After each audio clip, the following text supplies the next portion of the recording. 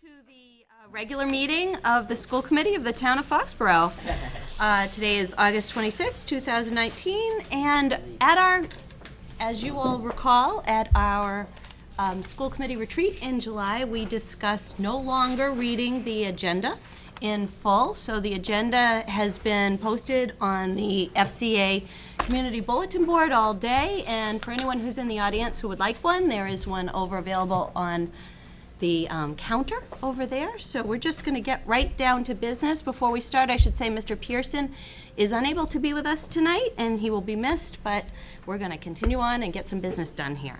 Great. All right, so do we have any visitors who wish to be heard this evening? Seeing none, we're going to move on to approval of minutes, and we have a few executive session meeting minutes and regular session minutes to get through. The first is executive session on June 17th, 2019. I'm assuming one place is the updated one, and Yeah, the updated one has the administration present added to it. good. That is the only So, change. All right. Does anybody else have any other observations, additions, discussion? No? I move that we accept the executive session minutes as presented. Second? Any further discussion? All those in favor? 400. Do I have a motion to release these minutes? I'll make that motion to have these minutes released. Second? Any We can discussion? play ping pong today. Any- There we go. Any discussion? All those in favor? 400. Great. All right, then we have our special meeting minutes for our meeting on July 15th, 2019. I had no changes to these minutes. Does anybody else have anything to add, subtract, amend? Okay. So I make a motion that we accept the minutes from the meeting from July 15th. Thank you, Rob. I'll second those. Debbie, any further discussion? All those in favor? All right, 400. And we have policy subcommittee meeting minutes from July 22nd, 2019. Any changes, additions, subtractions? No. Thank you for all your hard work. Welcome. Could I Yes, get thank you. a motion? I move to accept the policy subcommittee meetings for July 22nd as presented. Thank you. Rob? Oh, second. Thank Sorry. you. Any further discussion? All those in favor? 400. And we have one other set of meeting minutes for the policy subcommittee meeting on August 5th, 2019. I had no changes, and thank you again for meeting twice to work on our policies. Thank you. I move to accept the policy subcommittee meetings for August 5th as presented. Second? Thank you. Any further discussion? All those in favor? All right, 400. Now, moving on to the more fun part of the meeting, we have our school resource officers with us tonight for our teaching and learning highlight. Yay. We have SRO Will Monterosso, and we have Lieutenant Michael Grace, soon to be police chief. Thank Michael you. Thank you Grace. for having us. And Welcome. congratulations on your promotion. Congratulations. I'll be sure to be mind my manners now, because you know where I live. So Amy, would you like to lead us in? I would love to. So last year, the town supported a second school resource officer, which was Officer Monterosso. Officer Frank Azevedo was not able to be with us this evening. He's on vacation. But having the two school resource officers, although one is assigned to the charter school and one to us, we have benefited greatly from both of them. From classroom lessons, from their presence in the schools through special activities that have taken place, High Five Fridays with all of the officers, actually, with the police department, and they're a great partnership with us. And what we wanted to do this evening was to highlight the school resource officer role. It is a critical role for us. It is one that our students are building relationships with our officers, and just having your presence is a feeling of safety, but at the same time, it's that relationship of community policing that we know, and building those relationships with our schools, and having you whenever we need you at a moment's notice, but at the same time, just regular presence in the school. So I'll turn it over to the two of you, and again, congratulations, Lieutenant, for being the next chief as well. And thank you for joining us this evening. So if you can just talk a little bit about the school resource officer role. Sure. I'll go first. Thank you, Dr. Bertos. Well, first, I want to introduce myself. I graduated from the school system in Foxborough. So it's very rare that probably someone does the full circle. But I also have my 3 children who are students in the Foxborough Public Schools. And I just want to let you know from a parent's perspective that the program that you guys have put together and the education that the kids in Foxborough receive is unbelievable. And I hear it not just from conversations with my wife going back and forth, but from neighbors, from friends. And, you know, they all get to that point, that 7th, 8th grade, do we go private school? And we talk to friends later on who have gone on to college, and the Foxborough Public Schools is amazing in the benefits that the kids get. So I just want to thank everybody here. It's absolutely a credit to the town and to you, Dr. Bertos, for the institution that you run every day. It's awesome, and to the school committee. So with that, again, I am from town. I've had a child in the school system for the last 11 years. I will have a child in the school for another 7 years. So probably I'm getting close to the end. So when we talk about a vested interest, not just as a parent and as a police officer, I'm everything. So and just like everyone here, we're probably parents or grandparents, and the role of the police department in the school system is so important in a variety of different ways, and not just in the typical police role, but that secondary role which the position has really evolved to. This is our first year. This last year we did, as Dr. Bertos stated, we completed our full year with 2 SROs. So with that, having 2 full-time SROs means that they are full-time. This is the first year that we never pulled our SROs to cover shift. They were designated specifically to the school at all times. And it's really worked out well. The communication between the command staff with the SROs and the information sharing has been unbelievable. And with the Criminal Justice Reform Act, we did create like an MOU and a working agreement that it's just been a fabulous guideline so that we make sure that we meet your expectations. And we'll continue to meet that expectation and continue to meet on a regular basis, and we are here to serve the kids of this town. We also have taken the SRO program and started to roll it into our developmental training as well. So as we assess the role of the SROs, we're making sure that their training as police officers is specific to their duties within the schools.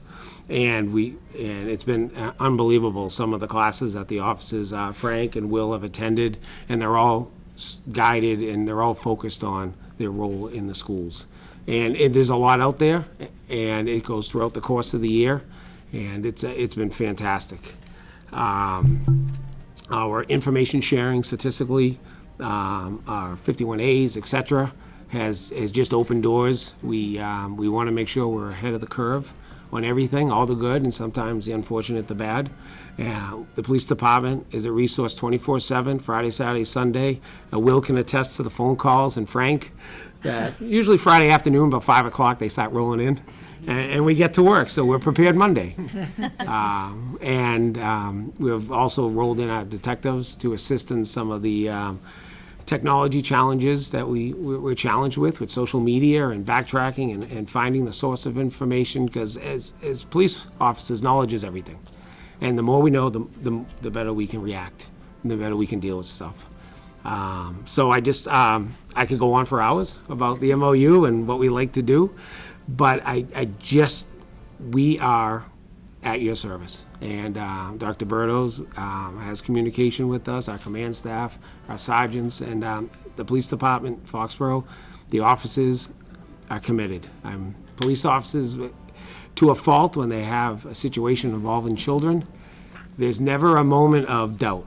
It's always the exact opposite. So they're committed 24/7 to the town of Foxborough and to the children of Foxborough. And we look forward to providing that service for many, many years to come. And Will is one of the guys who does it every day, Yes. with a smile. And, So I can introduce myself? okay, I'm gonna let you, all right. Okay. So I'm Will Montereau. So I've been a police officer for 17 years now. And this was the first year that I've dealt with or worked with kids for the full year. And it was amazing. I've worked with kids in the past, but this is, like I said, the first time all year long. And I've made a lot of relationships with the kids. I've made a lot of relationship with the administrators and the teachers. And it's great because as an SRO, we try to bridge that gap that these kids have, or that that staff or administrators have. We try to bridge that gap, and we try to bring a friendly face to the police department. You know, a lot of these kids that we deal with here either are coming from other communities who don't have a great relationship with the police, and hopefully Frank and I can bridge that relationship gap that they've had all these years. So going forward, they can have a better outlook on the police themselves. And we've done it with programs like we mentioned High Five Fridays, especially in the elementary schools, because you get kids at that age, they'll continue to like you. Once the kids reach a certain age, I'd say the 6th, 7th, 8th graders, that's when you start to lose the kids. So we try to get the kids at an early age, keep track of these kids, continue relationship with these kids, so when they get to high school, they don't have a negative outlook on police. So that's what one of the important things that an SRO can do. We've done training, like Lieutenant has said. We've done a CIT training, which is crisis intervention training. And so that teaches us de-escalation techniques with the children, mental health, learning about mental health, and being able to deal with the kids who have mental health. You know, so it's not the police officer on the street yelling out commands. It's more of a technique to talking to the kids, trying to de-escalate their behavior, trying to find out the root of the problem. And the information sharing that we have, like the 51As, we do that because we want these counselors, we want the principals, we want the teachers to know that, hey, little Johnny had an incident at home last night. So if he's not responding well at school, it's because something happened at home. You know, so now these counselors and the teachers can help little Johnny through the day, through the week, through the month, through the year, knowing that there's stuff going on at home. So that information sharing has been great this year, and it's part of the MOU that was created last year. So I think it's benefited the school system here in Foxborough, and not only there but also the charter school, because I'm primarily based out of the charter school. So that's been a great help there as well. So the things that. Some of the things that we do. Also, we work closely with the school system on doing fire drills, lockdown drills, stay-in-place drills, bus safety drills, things of that nature. And we're also a liaison between the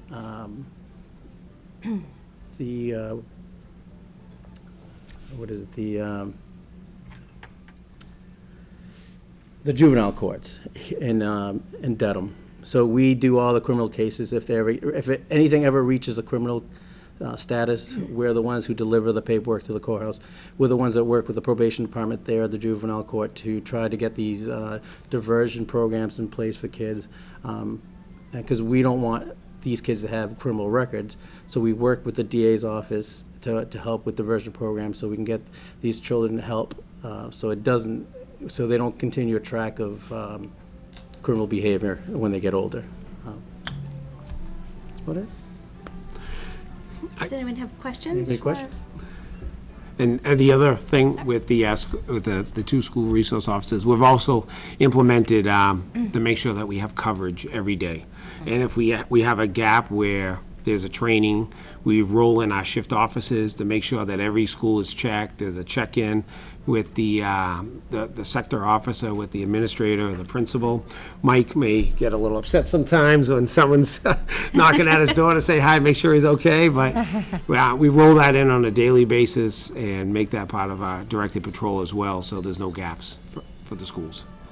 I think one of the things that they were talking about is just the communication. From our memorandum of understanding, that ongoing communication, which we've always had, but more formal meetings aside from just the regular, weekly meetings that take place with the school principals and everyone. It's just a wonderful opportunity to continue to keep that dialogue open and look for ways that we can find that have more officers in the buildings, and again, to build the relationships, as you said, with students as they're at the young age as they move up through the grades. Excellent. Great, excellent. Questions, anybody, comments? You're doing a great job, thank Yes. you.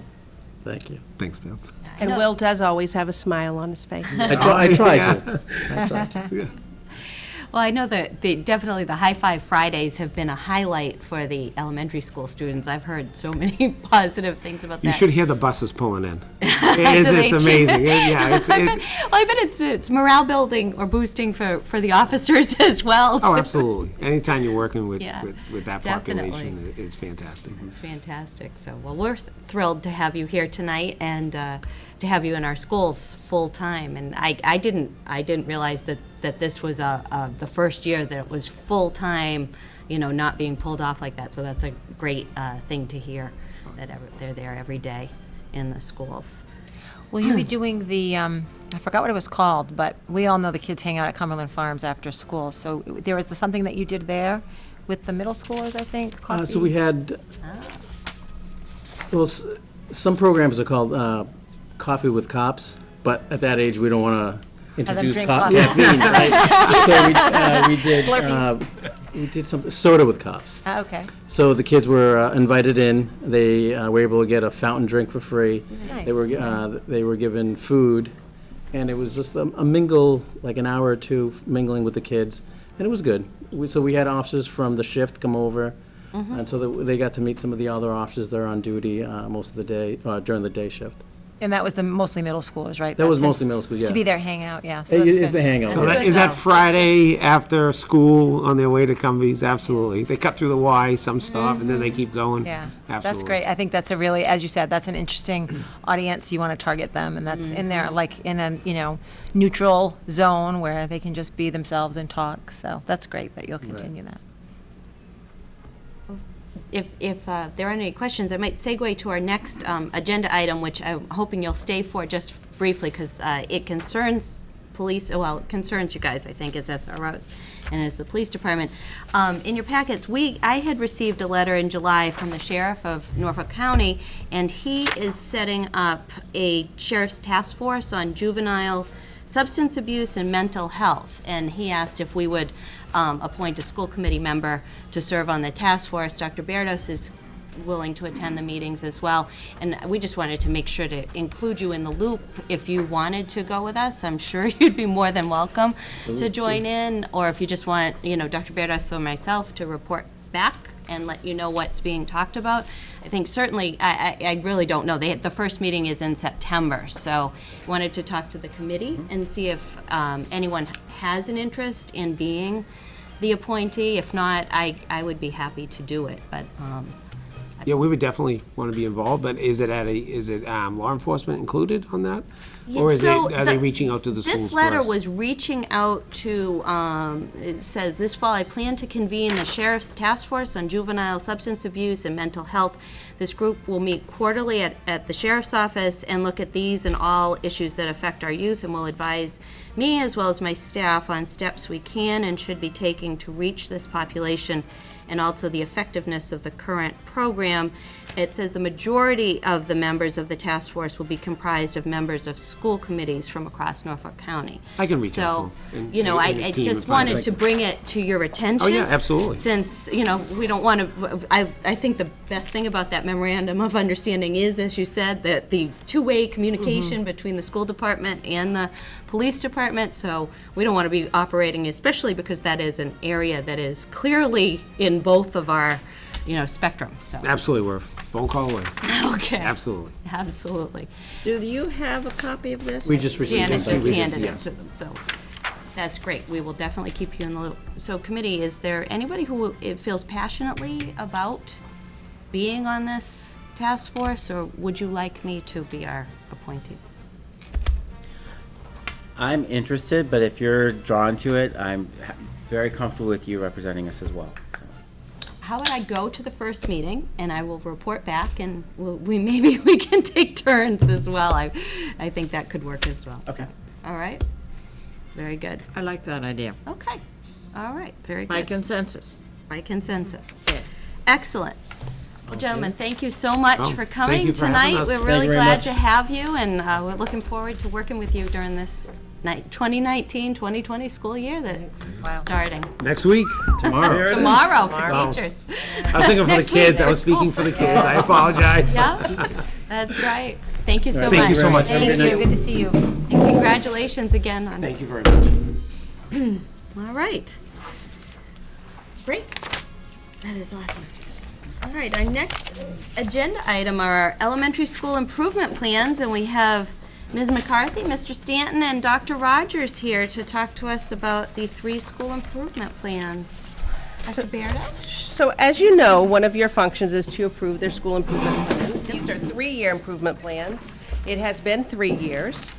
So they've been working with their site councils and throughout, even the summer actually, to finalize their plans. And we have divided between 2 school committee meetings to have elementary principals here this evening, and then secondary, middle school, and high school principals will come in September. So they're going to talk about their plans, the consistencies between the 3 of them, as where we have 3 feeder schools, if you will, to the Ahern. It's so important that they are all on the same page and we have a consistent education for our students as they move to the Ahern. And then maybe a little bit of the nuances depending on their individual school. Okay. So I'll turn it over to the 3 fabulous elementary principals. Well, thank you, first of all, for having us here to present tonight. Our school improvement plans that you all have in front of you are developed by our school councils, as Dr. Berto said. And so I think the first thing we want to do is just thank our members. So at the Borough School, our community representative is Pat Loomer. Our parent representatives are Sue Blanchard, Alyssa Steele, and Lisa Pereira. And our 2 teacher representatives are Renee Muirhead and Karen Washburn. And at the Taylor, the community representative is Marie Deedy. We have 2 parents that served this past year. C.J. Rumsey, who his daughter graduated from Taylor, is now moved on to the Ahern. Lindsay Walford, and 2 teachers, Dana Collins, one of our reading specialists, and Jen Powers, who's our math specialist. And IGO School has parents Karen Berg and Jen Luck. Our teachers are Laura Kolbeck, first grade teacher, and Jan Grade, who teaches 3rd grade. And our community representative is Christine Igo Freeman, who is the daughter of Vinnie Igo. So it's nice to have that connection and the contributions that all the individuals make across our school councils. So thank you to them. So we do start working on this in January. And the first piece is just data collection. So some of it is unique to the schools, so each of the councils will put surveys out to their families to try to gather some information.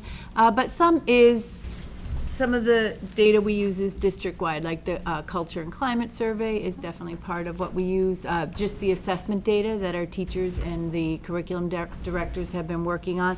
So combined with the fact that, as Dr. Berto said, we all feed into one school, so we want the consistency there, and that we use some common informational pools. You will see a lot of overlap in the goals.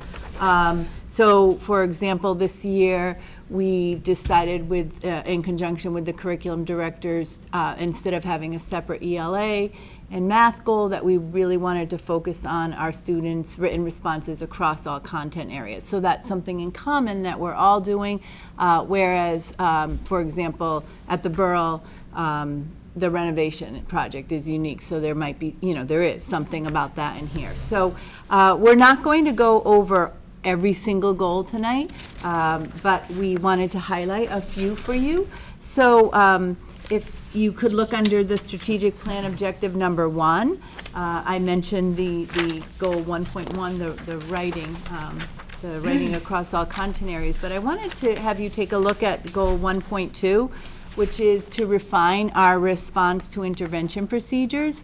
So I'm not sure if you're aware or not, that in the spring, are they aware? Okay, so in the spring, we did bring a team of teachers and administrators together under the direction of Dr. Mello and Dr. Einsel, so from across all 5 schools.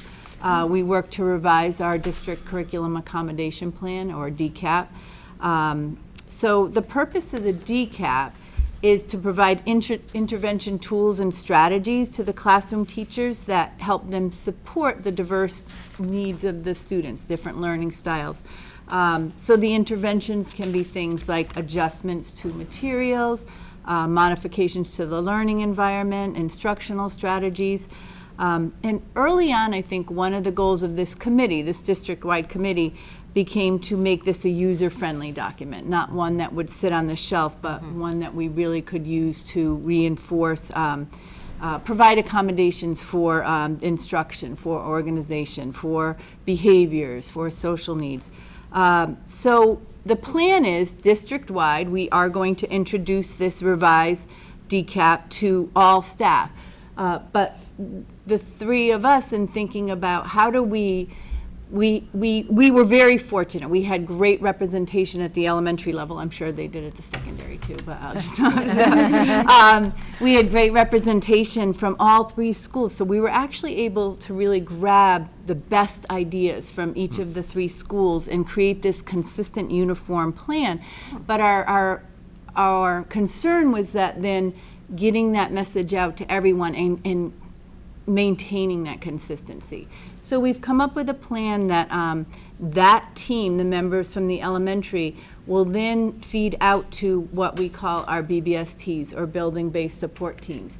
And those are leaders at each of our buildings, 4 or 5 reps from each of our building, who really are the leaders for the intervention procedures at each building. So our idea is, if we can create from that committee that consistency, then feed out to our BBSTs, and then they can bring it to the rest of the staff, that we can maintain that consistency across all 3 of our buildings. So we're really excited about this goal and rolling out this document and really having it become an effective tool, and again, not just something to sit on a shelf. So that's one of the highlights that I wanted to share. I am going to share the common goal that we have. It's 2.1, implement strategies and practices that will allow the social, emotional needs of students to be met as we cultivate and maintain a positive, supportive, and respectful school community. I'm going to talk about responsive classroom. This summer, there was 30 staff members, including we 3 principals and Dr. Sandra Einsel, who participated in a 4-day training for responsive classroom.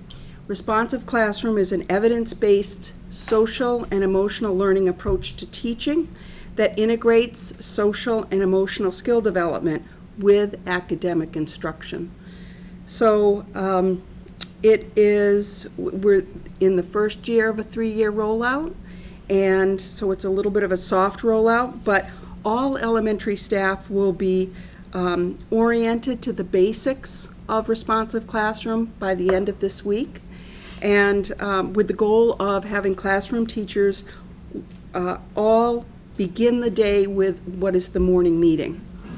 But I'll share a little bit about that in just a minute, but I wanted you all to know that this approach was, I think important to emphasize that it's an approach. It's not a program. But it was an approach that was developed by a group of public school educators that had a vision back in 1981. I don't want to tell you where I was in 1981, but Kindergarten? no, I have to say it wasn't kindergarten.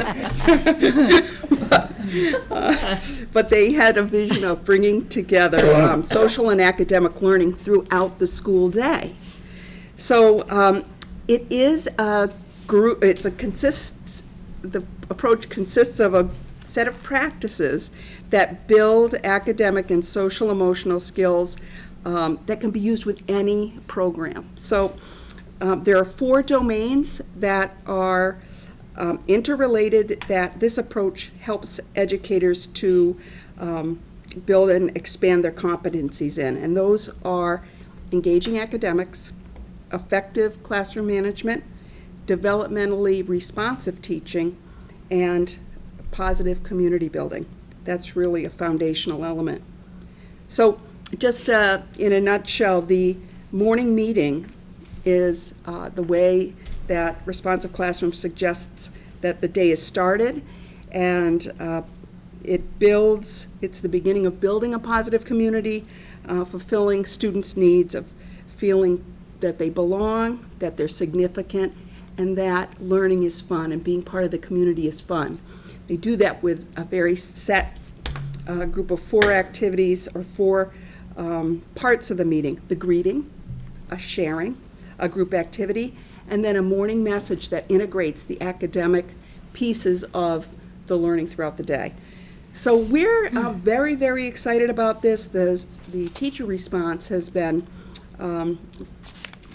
really enthusiastic, and we're very excited to be able to bring these practices or techniques, strategies, and sort of a philosophy to our classrooms across the elementary level.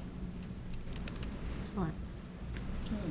And so I'm going to talk about goal 2.2 in the packets, and we shared that as well. And in addition to the horizontal alignment that we're striving for across the 3 elementary schools, each school also falls underneath our plans, the umbrella of the district strategic plan. So we also have some vertical alignment between levels and along with the district goals as well. Ultimately, our job as principals is to create safe, joyful, engaging schools for all children. Goal 2.2, we talk about strengthening our staff and students' respect, appreciation, and celebration of diversity. We've talked about, we just don't want to have students and staff tolerate. We want to celebrate. In Foxborough, it's changing.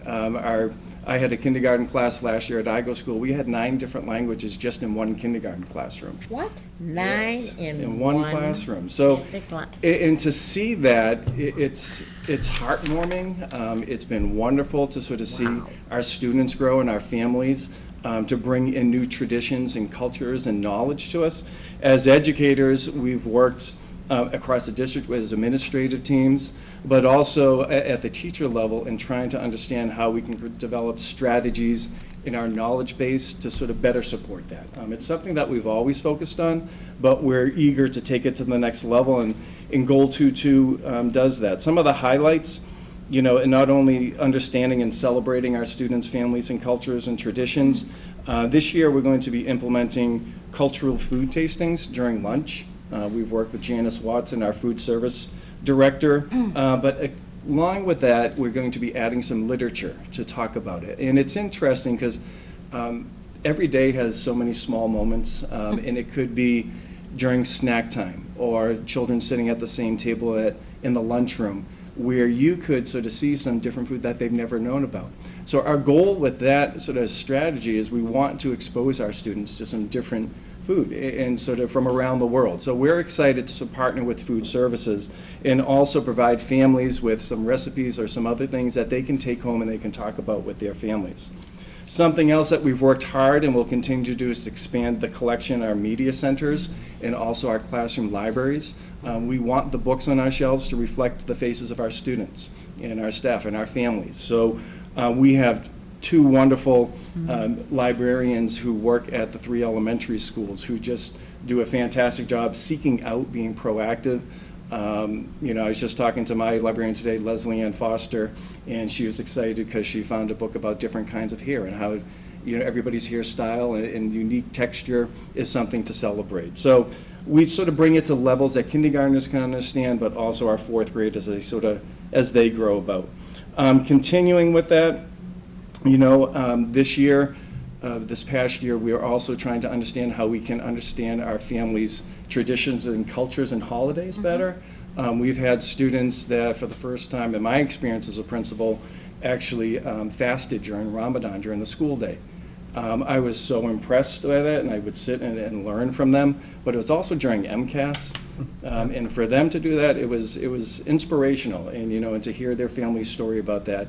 And what we had to do as a district and as principals, we created Did You Know documents, and we shared that with staff so we could sort of better support the students and the staff during the school day. Something small as, you know, instead of having them stay in the classroom during snack time, they could come and visit one of us, or they could go to another place and play a game. Just that way they're not around the food, and also obviously during lunch as well. So we're excited about, you know, the efforts that we're making, continuing at the district level, but complementing it at the elementary level to really, once again, celebrate the children and families before us, and really, you know, Foxborough's face, it's changing, and we're excited to sort of see what we can do to support our staff and ourselves as well in that growth. That's great. So we didn't know if we realized that you have the 3 individual school plans, if there was anything that you had questions about what we talked about now, or if there's any specific in one of the school plans that you would like to discuss. I'm gonna start, 'cause I guess that's my prerogative as chair, right? I think this is fantastic, all 3 of them, and how the 3 school improvement plans align with our strategic plan. I was on school council at the Taylor School a long time ago now. I was on with Bruce, actually, before Bruce Gardner was on the school committee. He and I were parent representatives at the Taylor, and we didn't have a strategic plan, and all of the school improvement plans were very different from one another in their presentation, and they just, it was a mishmash, and this is so coordinated and thoughtful and works cohesively. Yes, thank you. That is the word I was looking for. Cohesively with the strategic plan, with our district goals that we're going to talk about later on in this meeting, and your teams have done, your councils have just done a marvelous job of integrating all 3 schools, but having a different flavor at each school, and it definitely comes through in your plans, your own school's nuances. So I don't really have any questions. I just wanted to commend you all and your councils, and it is a lot of work, and it is a lot of time, so thank you to the parents, teachers, and community reps who served on the school councils. Thank you. I have heard the comment, the extra time it takes you to do this and coordinate with each other and collaborate. People feel much better that all of their children are on equal level when they move into the Ahern. And that is a comforting feeling to know that no other school is kind of maybe ahead in one area, then they all go feeling equally supported, equally prepared. Luckily, we like each other. That's When people work together, that can sometimes happen. And I think another Rather benefit than has been not shooting only going up to the Ahern, but we have students that transfer between our 3 schools, so it's pretty powerful Yeah. that Yeah. We when have a we lot talk of with that. That is a parents, good point, Mike. it's the same curriculum, Yeah. it's the same expectations, the same language, so they're not going to a new school. They have a new home. Same approaches. Yes, and having that part. So that's another benefit Yeah. of this Very much teamwork. so. Excellent. Very much Amy? so. The only other thing that I wanted to point out, that so much of this should sound familiar because of the Preventing and Minimizing Bias and Discrimination Committee, our Social Emotional Learning Committee. All of the recommendations that come out of those committees, which is really, I mean, those are year-long committees. You see the results of that work embedded within these school improvement I plans. forgot to add that. We did use the Yeah. recommendations from those reviews. It shows. Oh, it absolutely Yeah. shows in Yeah. here, yeah. But I'm glad you mentioned that. I'm absolutely glad you mentioned that. Yes. And I would add, I think it's just worth noting that our administrators came and participated in the responsive classroom training with our teachers. And the 3 elementary principals are unbelievably committed to coming to our grade level meetings. And their presence there, I think, is what allows these action plans to actually breathe life into them in the buildings. There are many things that you could have put in this plan, but to see that you are backing up the DCAP, you can do work in a committee, but if there isn't someone there to breathe life into it and make sure that there's accountability and care around it at the buildings, it doesn't happen. So I was really excited to read your plans and see those things were present. I agree, it was a great committee and a lot of great work has been done, but more work needs to continue to be done. So this will ensure that it has legs. And I just wanted to point out for anybody listening at home, when we talk about a curriculum accommodation plan, it's not just for struggling students, it's also for students who need enrichment. And all of those plans are built in. And it comes directly from teacher feedback that is one area that they wanted to improve upon. So that coupled with in 2.1, talking about the responsive classroom and in morning meeting, teachers have talked about rolling their math routines into that. It plays beautifully with sort of the social learning models we have with guided reading and math workshop and guided math. So everything is very complementary and the dots are connected, and I just think that's what helps us to have positive momentum. So I appreciate the thoughtfulness of connecting the dots, because that, I think, will give our initiatives just so much life and we'll really be able to reap the rewards. So thank you for your leadership. Appreciate it. Does anybody else have anything they would like to add?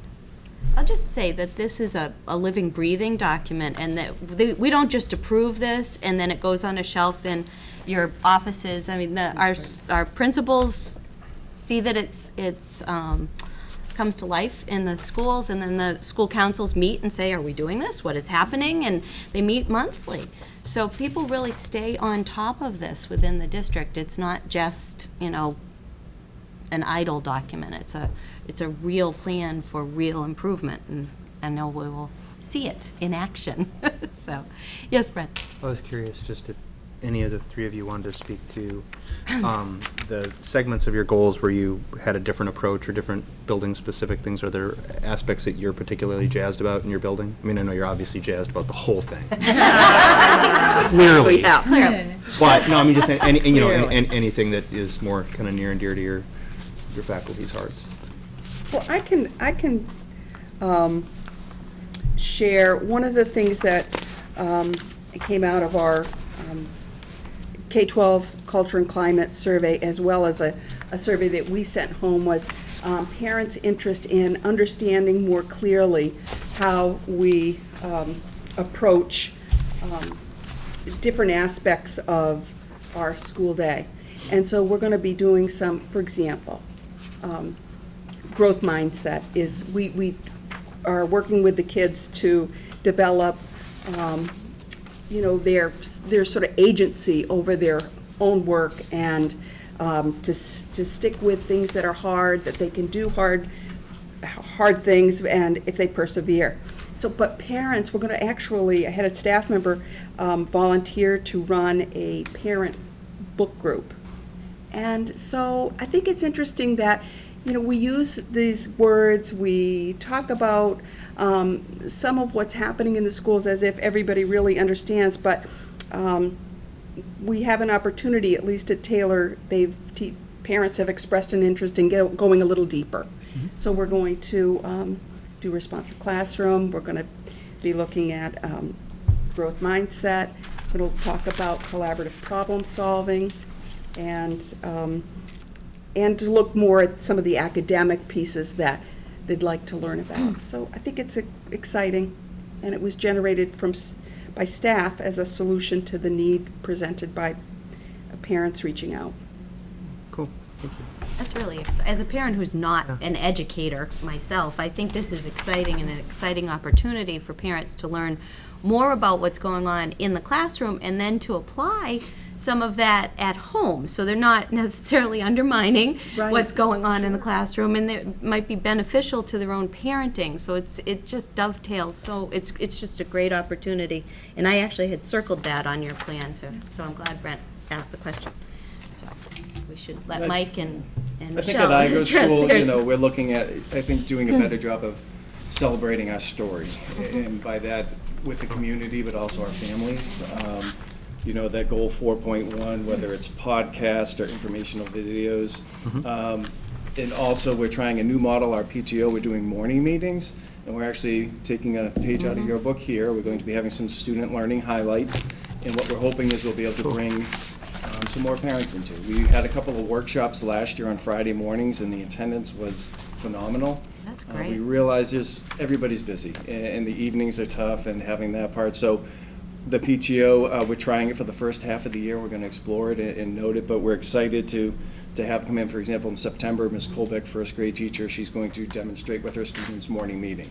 So we're hoping that her class and other people will come in and be able to see it. So, and also our monthly assemblies to sort of be able to give some talking points at the dinner table. This is what happened today, ask about. So there's something a little bit more just celebrating what we do each day and letting people know about it.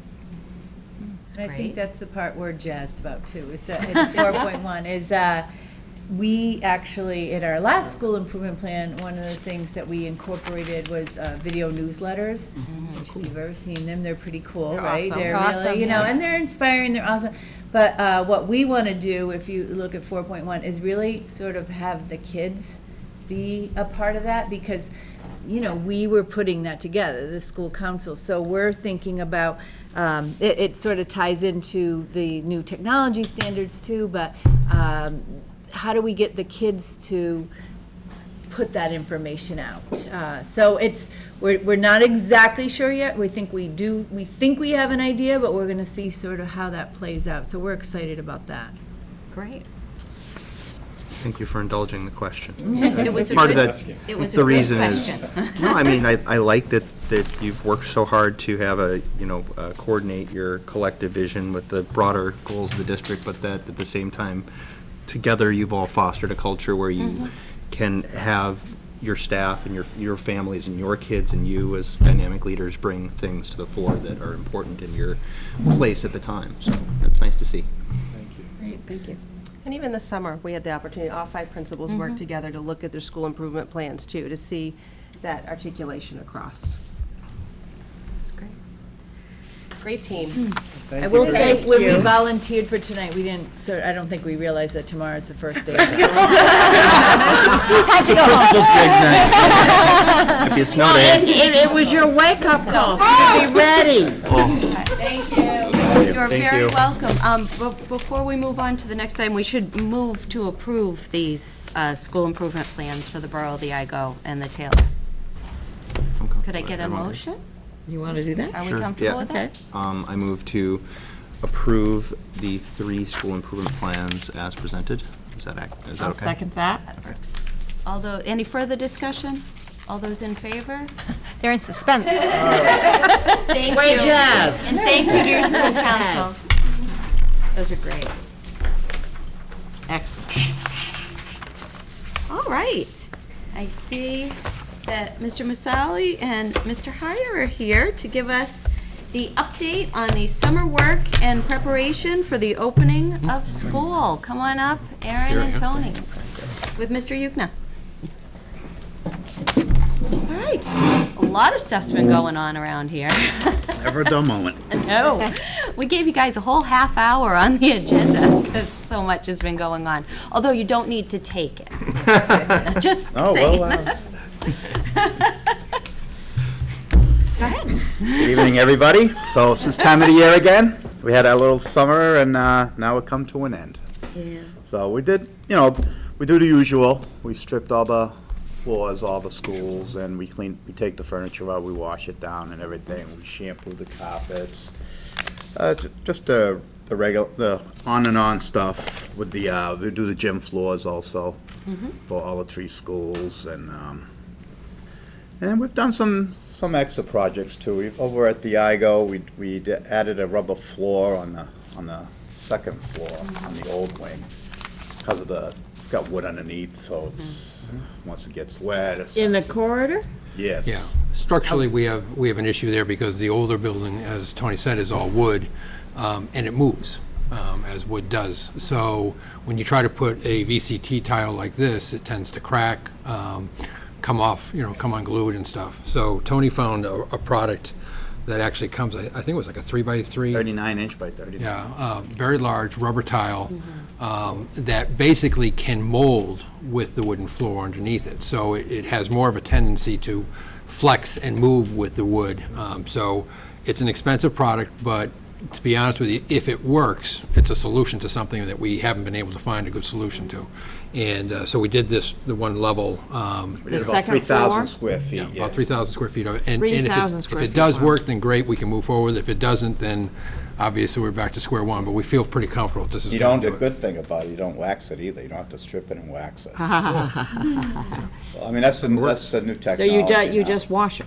Yes. Yeah. And there's a buffing Great. to it as well, isn't Yeah, there? yeah, you're buffing what, but that's one good thing about that. We also added some new birch doors up there. We had a lot of the old section had some really old, cracked and broken doors, so we replaced them. We actually did them today, but we still have to fine tune them, but we're good there.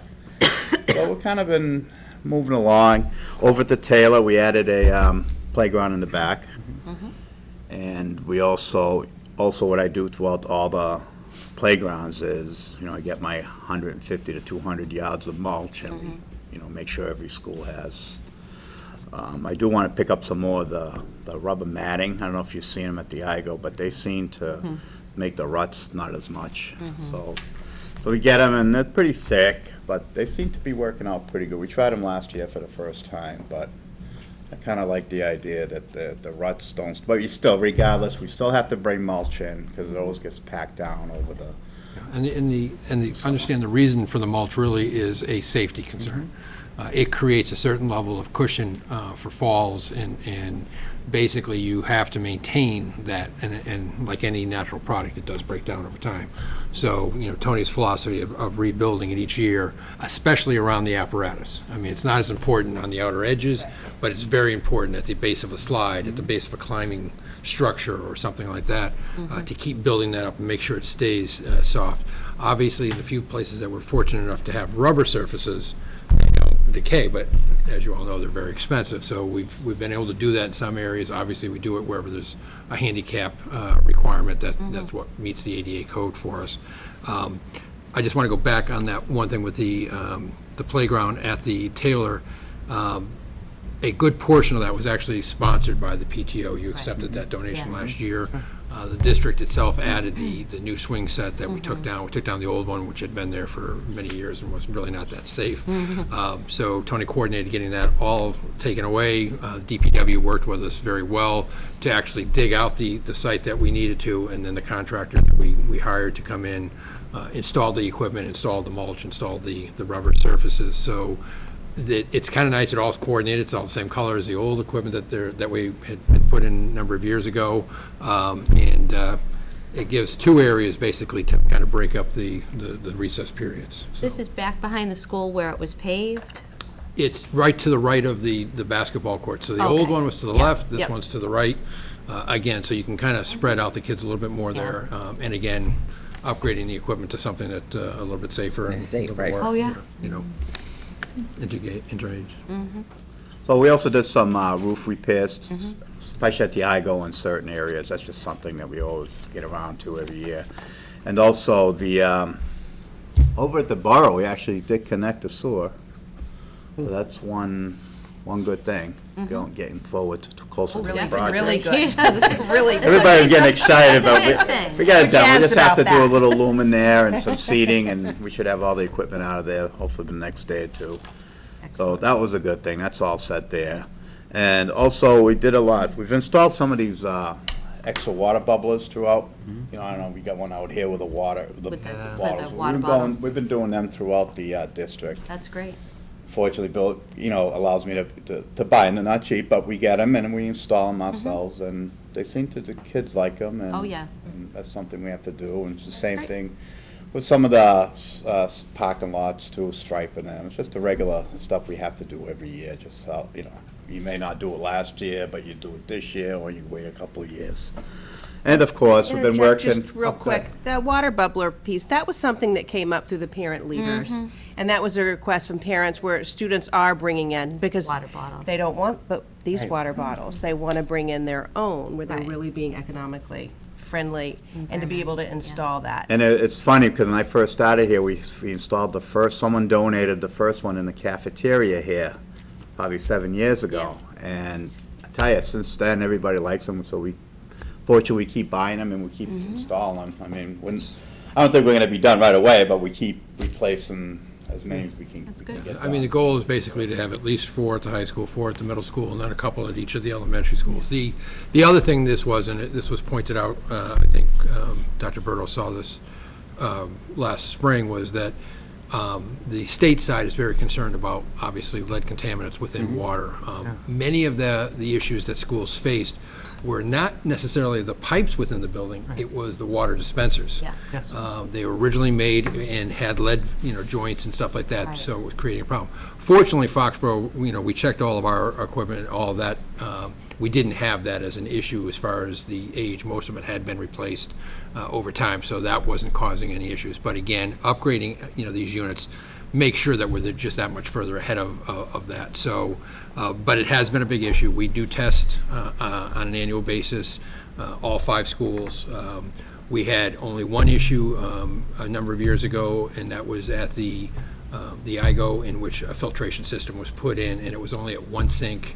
That was a sink that was a washing sink in the kitchen. So basically, the filtering system now is under a normal the service contract to take care of it, but that was the only site that we actually had any kind of indication, and it really wasn't one that was high enough to be an issue. So, but we do continue the testing, and we will test, when we test buildings, we test different fixtures throughout the building each time, just to make sure that if there is something within the building, we find it. But as I said, knock on wood, we really haven't had that as an issue. So again, this is just one more step to make sure that that's not How a many concern. of these do we have actually at the high school? We have 2 currently, right? And 2 to go? Three currently, and I got 2 more coming in. Well, you want 4 here, 4 at the Ahern. Well, we'll end up 5, I guess, 5 here. This is a bigger school, and obviously we have the kids with after-school and stuff like that, so. All right, so there'll be 5 here, 2 more, and how many at the Ahern right I now? have 2 installed and hopefully 2 more before the end of the week. Oh, wow. Louise, you're moving. And are there any in the elementary school? Yes. So you're about at your goal. Every school, I believe, except for the borough. Right. It's the only one that doesn't have it. And that's part of the renovation So plan. outside of that, That'll be part of everybody, the each school will be at goal? Yeah. And then, of course, everything is happening in the borough now anyway. Right. Excellent. Okay, thank you. So, that on that note. And then, obviously, you see the track out there. It's finally coming to a completion, the bleachers, and Bill really had a lot to do with that. And, but the guys, my crew built the 2 sheds out there, one They to look store all the, we did it in-house, and it was good to have Kyle, and he had the guys, and they put it right up, and, but we're still at it. We've ran power to the, we had a lot of stuff getting to that point, running power to the press Concession. box, and some fiber someday, and we ran, you guys got the PA up and running, so we're moving along up there. We got the sewer hooked up the week before the band came in and practiced, and then the water main is hooked in, so we're, kind of moving all along and working on just an ongoing project. So we're in the block mode right now. After that, we'll get into the plumbing and going from there. And also, we did get some grant for some doors, the locks. So we're gonna do the exterior locks for the Taylor School and also the IGO. Which is interesting, because I just looked at one of the things within their plan, and Yes, I saw and that. that was one of the requests that they were looking to do. Moving was right to- along. So we got Yeah. just under $41,000 Great. from the Safer Schools Communities Initiative Grant, and, Excellent. we had already worked with our contractor to come up with the pricing to replace all the exterior doors at both the Taylor and the IGO. Obviously, the high school has relatively new ones, and so does the middle school. And Burrow's Borough gonna will get be 'em. part of that project as an update. So we'll do pretty well with that. I expect that will take a little bit of time, because obviously we can't do it during the school day, and we can't, but, we did get the final approved grant forms today back from the state, so we're ready to go. Great. Congratulations. Is that a vacation project? Not a, during the No, day? I think we'll try to hit it, a little at a time, We could so. probably get it Yeah. through. It's not that bad time-wise, but it's just that there's a lot of them, so there's a lot of doors that we'll be dealing with. So. Tony, when is the concession stand due? What's the schedule on that? When do you think that'll be up and running? To be Just honest, ballpark. well, we're, Bathrooms, probably by the spring. yeah, I think at this point, Not for I the mean, fall season? I'm doubting it just from the perspective of the time it's taking to do it now. Everything is taking longer Little than what longer. we hoped. And to be honest with you, we're trying to control the cost. This has become a little bit more expensive than we had planned for. So everything we do here, we're trying to do as much we can as ourselves. As Tony said, That takes getting more the time. sewer connected Yeah. the way we did, getting the water, having all the utilities now to the structure, which was, that was huge. That's We were critical. quite honestly, we were nervous we wouldn't get the sewers connection done, but we did find a way to get that one done, which saved us a considerable amount of money. The block, quite honestly, right now is probably a 6-week to 7-week process. My goal is to have it closed in before Yeah, winter. yeah. Hopefully a roof Which I don't on think it. that's going to be a problem. It depends on how quick we can do the plumbing. Now, we're probably going to open up the bathrooms before we open up anything else. Right. And makes we'll kind sense. of explain what's going to happen with the concession side of it. Yeah. But basically, it's the bathrooms are the primary for us right now. Sure. So, and we'll, obviously move as quickly as we can, but it's all up to contractors at this point in time doing the work, so. Okay, thank you. I think the other thing too, I don't know if you want to mention it, talking about the borough, when we're going to repurpose. like Yeah, the- well, so, one of the things is, and again, I mean, I think this project was originally budgeted at about $275,000 to build the concessions.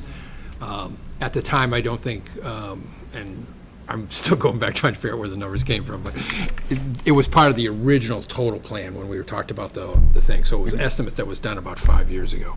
The reality was, at that time, there was no knowledge of how many toilets and fixtures had to be involved in this concession. I think we have something like 19 to 20. yeah. Oh, really? That's way more than I yeah. thought. So we it's- had, and I'll it's- be honest with you. so It's it's- not a bad thing, No, but that's and more what- involved than so I if you thought think it would about it, be. what we actually have in Yeah. this design is 2 separate unisex bathrooms, Mm-hmm. so that are single stall bathrooms which would have changing stations and all that Yeah. for younger children, and 2 large gang bathrooms that have that is obviously all the same capabilities. But the beauty is that you could shut down the gangs and have just the 2 smaller ones open if you had a small thing going on or just the kids out there, not having to have the entire facility open.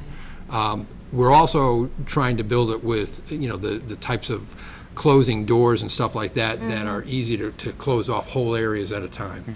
So with the concession stand, I'm going to be honest with you, I think we're probably at least $125,000 over what we had originally estimated. Fortunately, we have the building revolving account, which its intent is to be able to support other building needs. So we are using that as part of our process. But inside the concession stand, we never had a plan of funding financially all the equipment that's in there.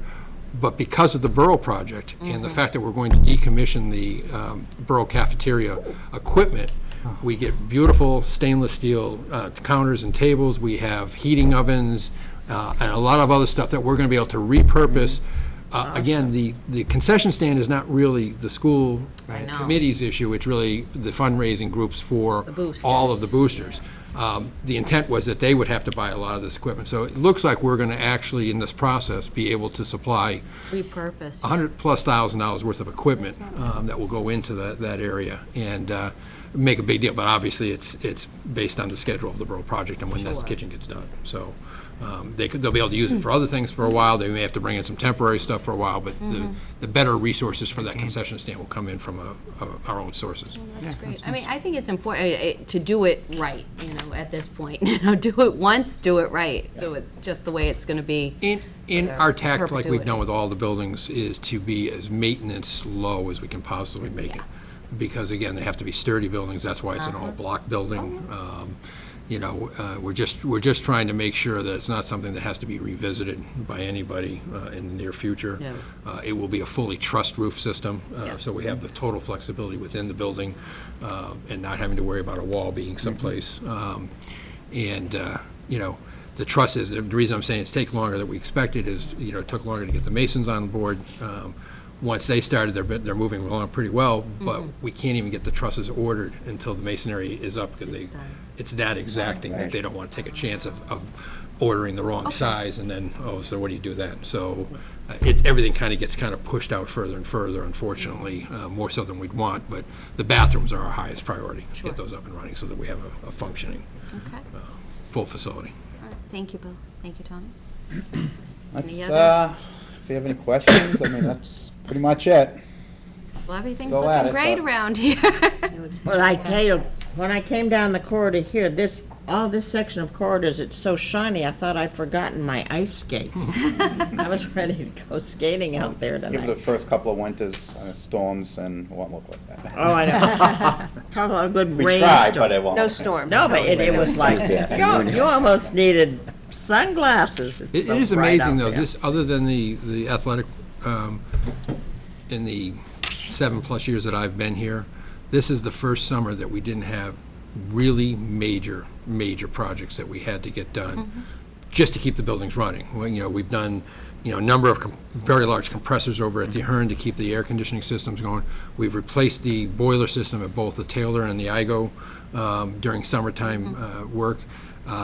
All LED lighting throughout the entire district, interiors and exteriors, the camera systems that Aaron's done, which he keeps adding to as far as, you know, based on needs. But those are all huge projects that were done over the last 3 or 4 years that it's kind of nice not having to do those. So now we can start concentrating on more of the normal maintenance, if you will, of buildings rather than, you know, the major extraordinary maintenance. So That was actually going to be one of my questions.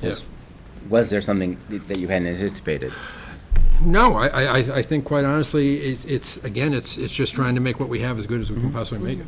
So, you know, and Tony looks at different things. I mean, like you said, you know, we do the gym floors. I think we're one of the few districts that make sure our gym floors are actually recoated every single year, the way we do. The IGO is, you know, of the elementaries, is the only one that has a hardwood floor. The other two don't. They're tiled floors. So that's why it's the 3 of them. But again, Tony has done work in the last couple of years where we've redone the high school stage, which hadn't been done in my lifetime. You know, so it's like, you know, a number of things like that just, even, I think you did the Ahern last year, the stage. Actually, we so- did them again. The thing is, you want to keep up with them. Yeah. If you let them go, then it costs you more money, but when they look good, they just give them a nice little screen and then. Yeah. So it's easy, it's less work to do it if you keep doing it than having to strip the whole thing and redo it. So again, I give this committee a lot of credit for giving us the authority and the ability to just kind of do some of those major projects as they came up and as we had, you know, different programs that we could work with to help fund them. So, you know, I'm pretty comfortable with where the district is right now from a facility point of view. We'll always have something that's going to come up that it may be an oops or a surprise, but you know, they're getting smaller at least in scope and you know, quantity, so. And like I say, I have to say thanks to the crew, because I couldn't do it without them. You have good people. Yes, I do. And it's like, they're the ones that actually do the work, and we try to keep them, you know, going and making sure they have supplies, and they're the ones that actually make the place how it is, and without them, you know, we wouldn't. So I gotta thank all of them. Thank you all. And to that point, both Carl and Tony, one of the things that they've done is made sure that the staff has the right tools. You know, I've always learned myself that if you don't have the right tool, hire someone else to do it, because the basic problem is you'll spend too much time trying to do it. So whether it's equipment to do floors, whether it's, you know, lifts to be able to get up to things safely, you know, they've, over the last, you know, 5 or 6 years, really have built up having the right equipment around that we can share between the buildings. I mean, we, you know, and to be honest with you, because it's a town-wide facility thing, they share it between the town buildings, too. I was just gonna say that, So too, we've yeah. bought, you know, special lifts that you typically would not have, you know, through the used market and stuff like that. We've bought those so that we could service the entire town and not have to be dependent upon, you know, going out to a rental company or things like that. And we have found we use that equipment quite often. But even things like snow blowers, making sure that you have, the right ones that are still working and appropriate for when we have those storms. I remember when I first got here, it's like half the buildings, half of them were broken, didn't work. It was a struggle. And now I think the guys appreciate the fact that they have the equipment to get the job done when they need to get it done. So, again, that's your budget, that's your support, so. Well, good evening. I'll try to keep it as brief as I can. As Tony and Bill said, there weren't really any really visible projects on the surface, but I found that this was probably one of the busiest summers we've had in quite a while. So there were a number of updates and again, projects this summer.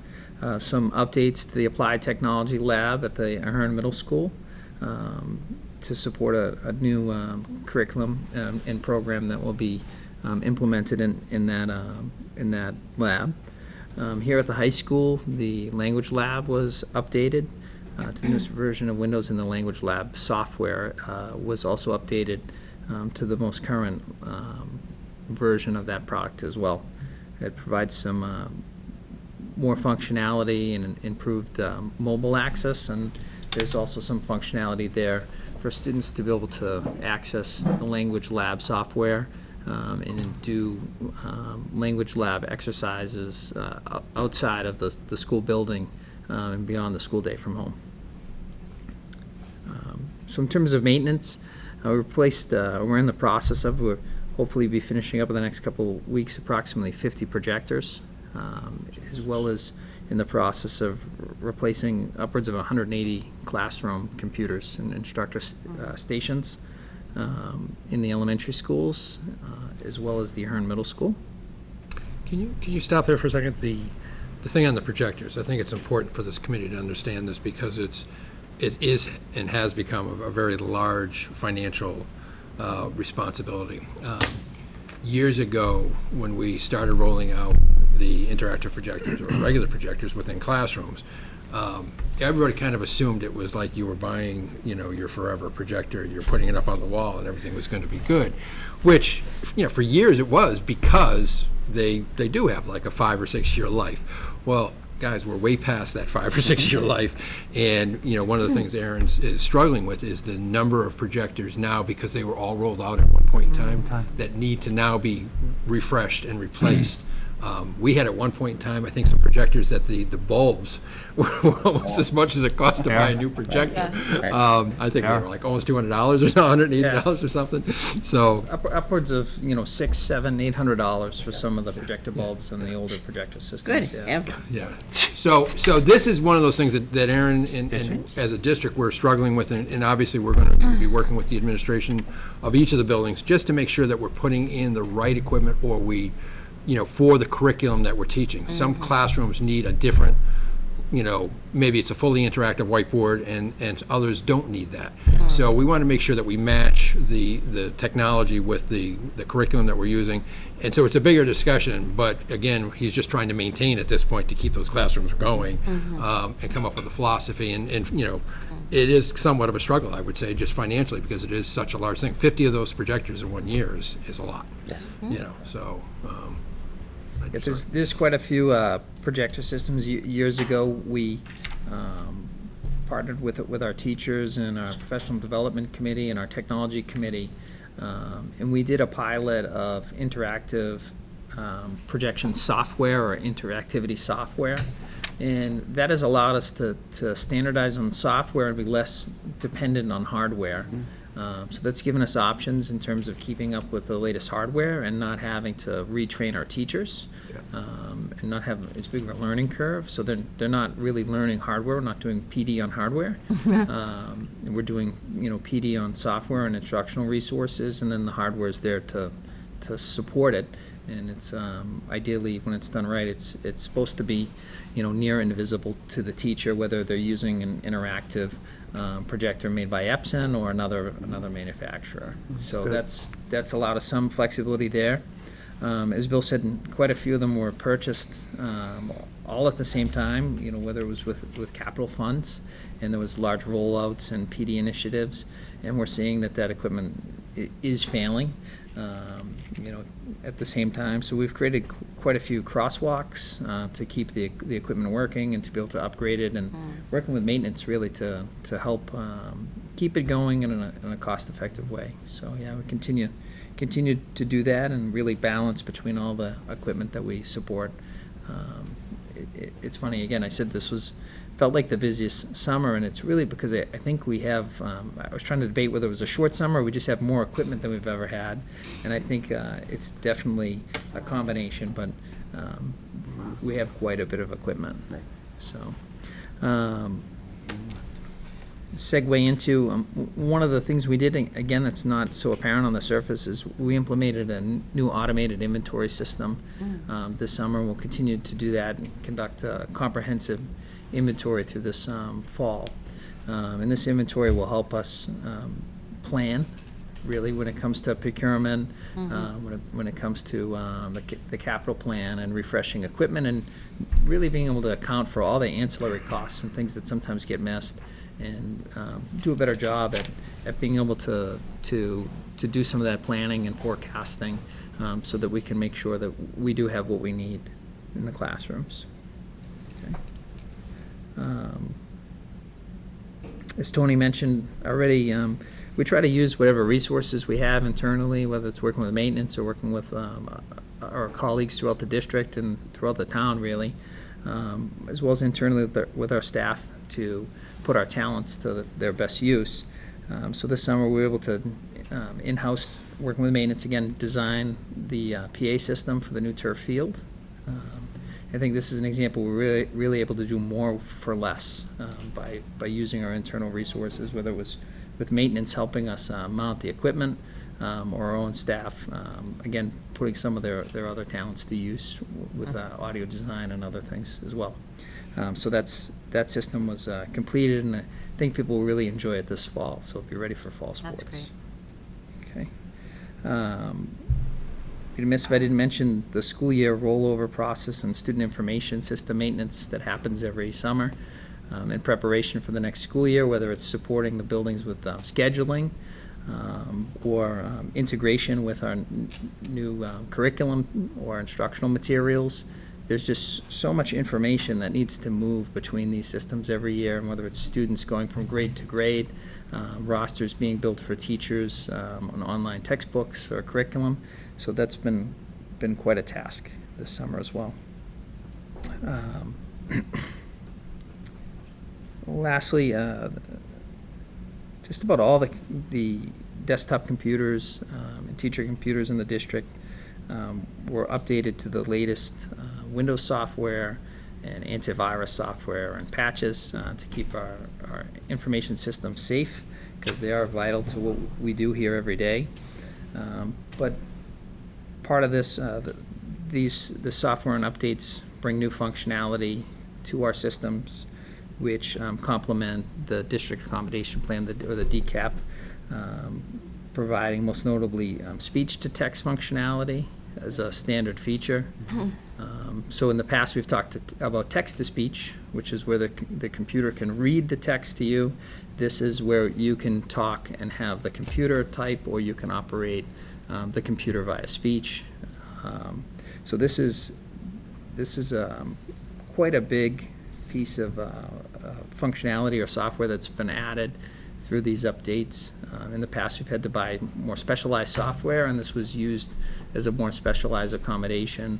But through this update, being able to offer this as an accommodation that's available to all students. Okay.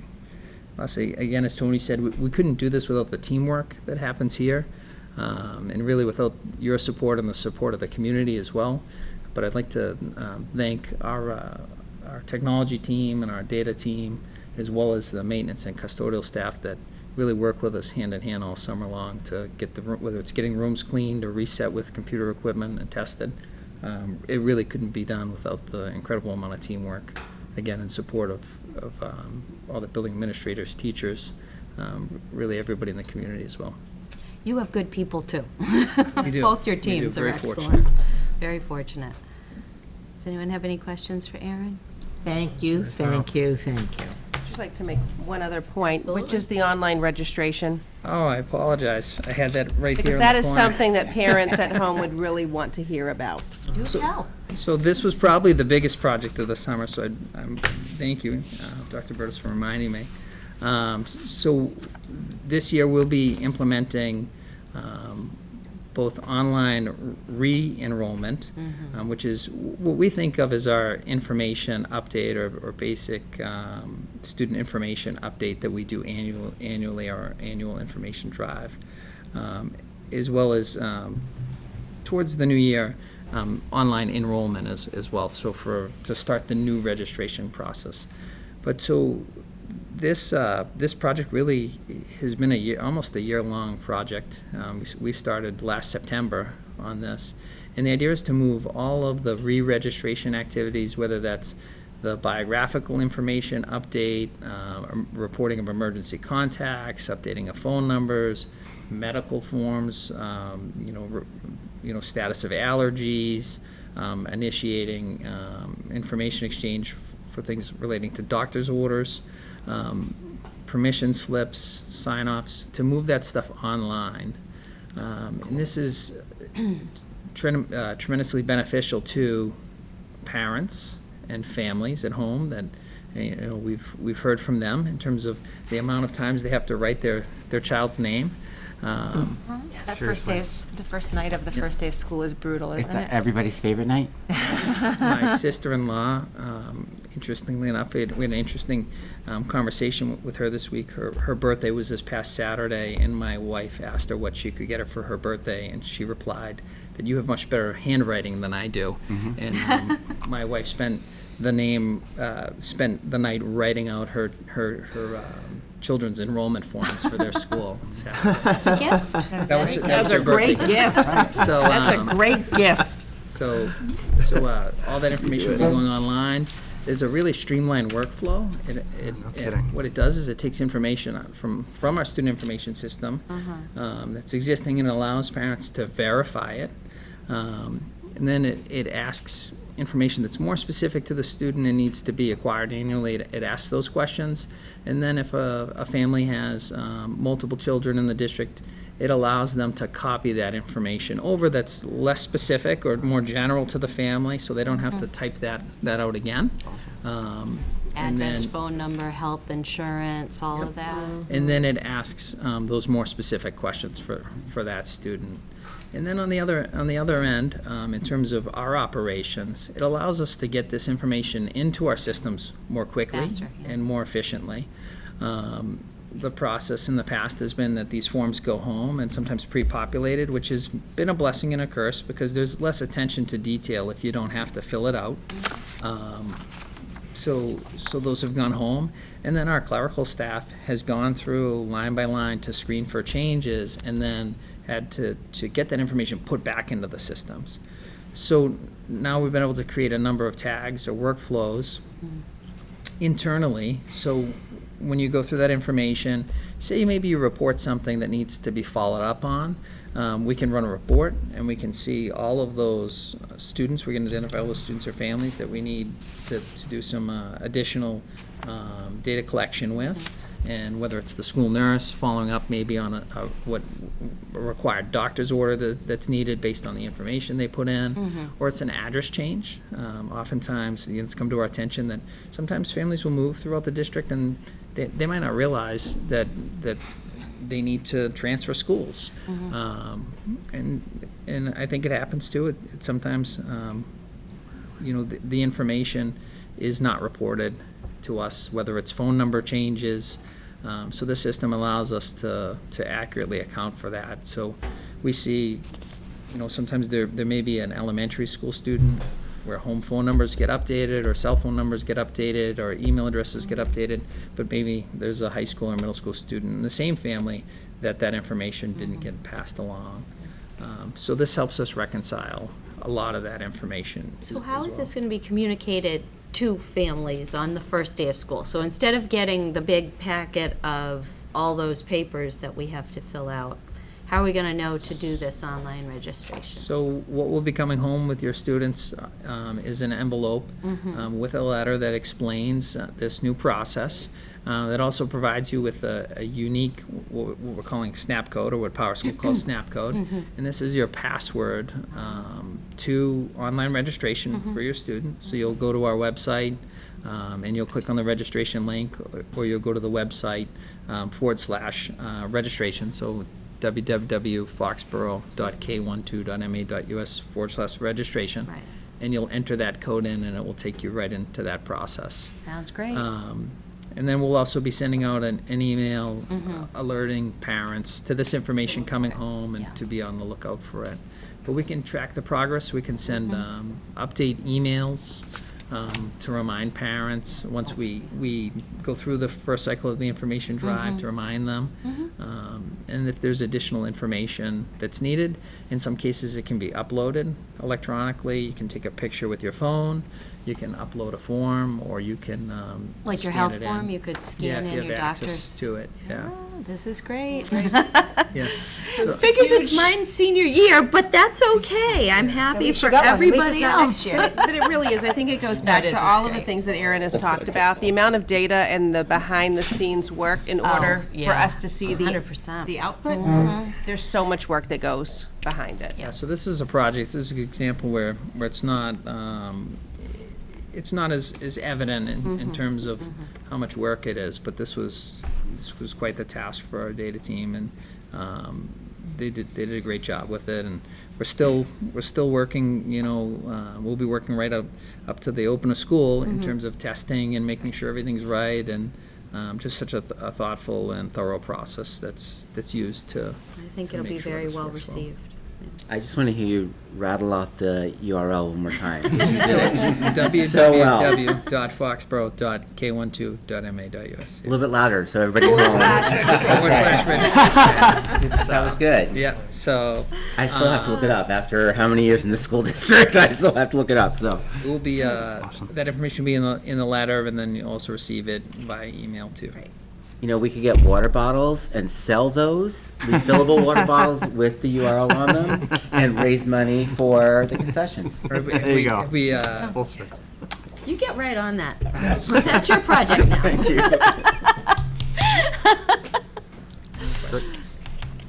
All right. God bless you for keeping track of how Thank you, everything Tony. evolves. Thank Yes. you, Erin. I Thank did you have both. one thing. Speaking Yes. of, Oh. thanks to Aaron, we have Master Library, which is a new school, dude. It's a maintenance program.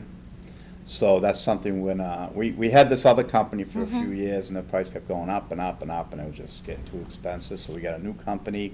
It's a little more friendlier. So that's something we'll have to announce with the teacher. We're gonna send a welcome. I have it already on the list for the morning. Ah, beautiful.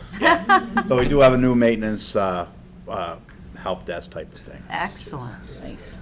That was it. Thank Very you. good. Thank Well, you, thank you gentlemen, both so for much. this thorough report. And your teams. Everything looks great. Thanks for all your hard work. Wow. Thank you, Bill. All right.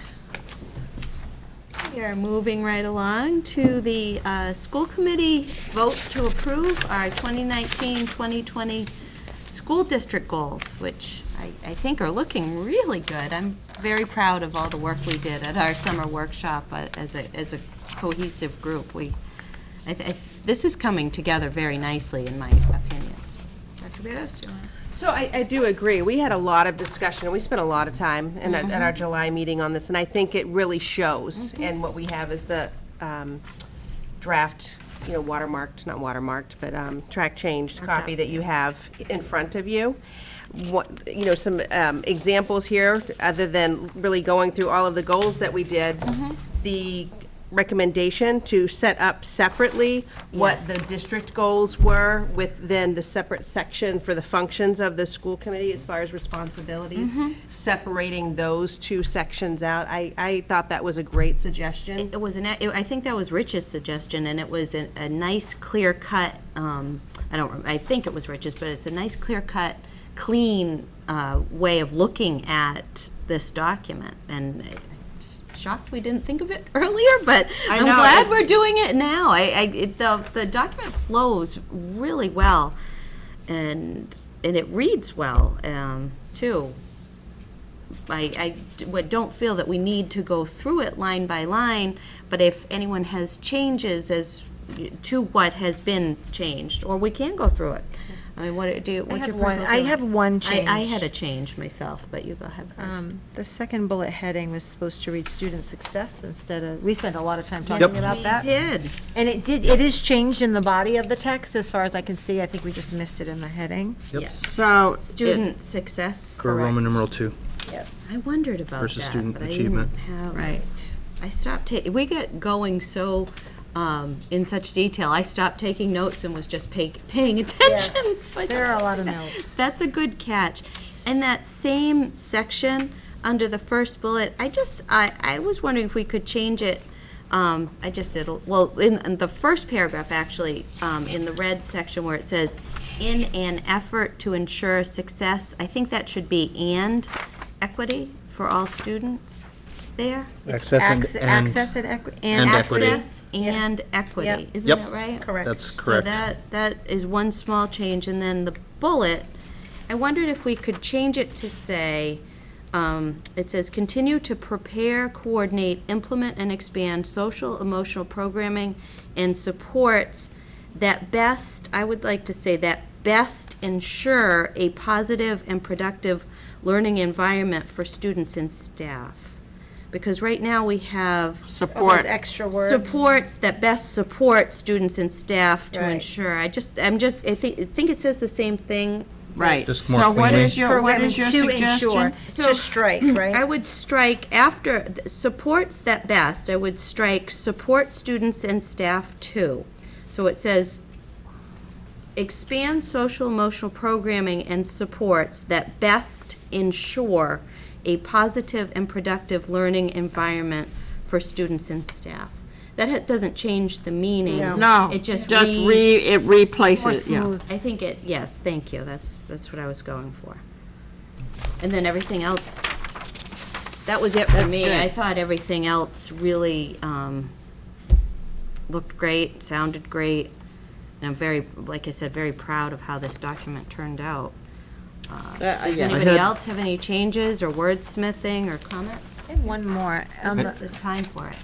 I had Brett, one did you note. have in one? s- Go ahead, What Brett. section were you looking at, Alice? Section 1, bullet 4. Yeah, I had a note in the margins of section 1. Why don't you go ahead. It might be the same. We had said, bullet 4 read, it's now it's the one that says, it's the one that's in black. Include teaching and learning highlights and/or student recognitions at each regularly scheduled school meeting. We had added a whole bunch to that as a mode of keeping the public informed and showcasing our value. It says on students and student learning. I think we had wanted to beef that up. Showcases our But maybe we focus were on getting very students. wordy that night. I don't know. We could maybe keep it simple. We had as a mode of keeping the public informed and showcasing our value. Because that's the why. That's the wine. There it is. On students That and was the student discussion. learning. Rob. You know, That's that's exactly a the good tenor of that catch. Do we discussion. like that wording? Yes, I like that of it. So we can just add that because I have it here.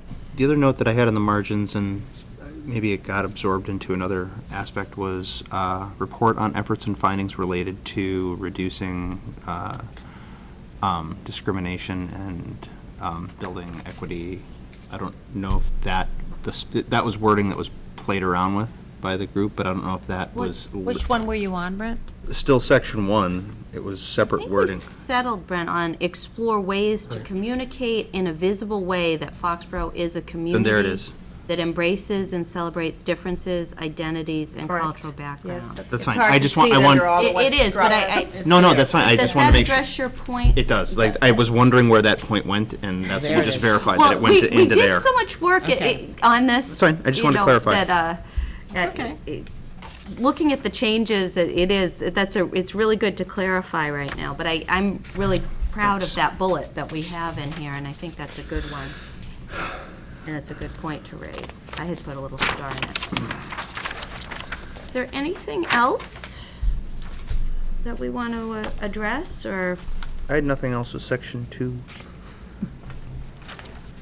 Now, in our next packet, will we get just one of these clean. as clean.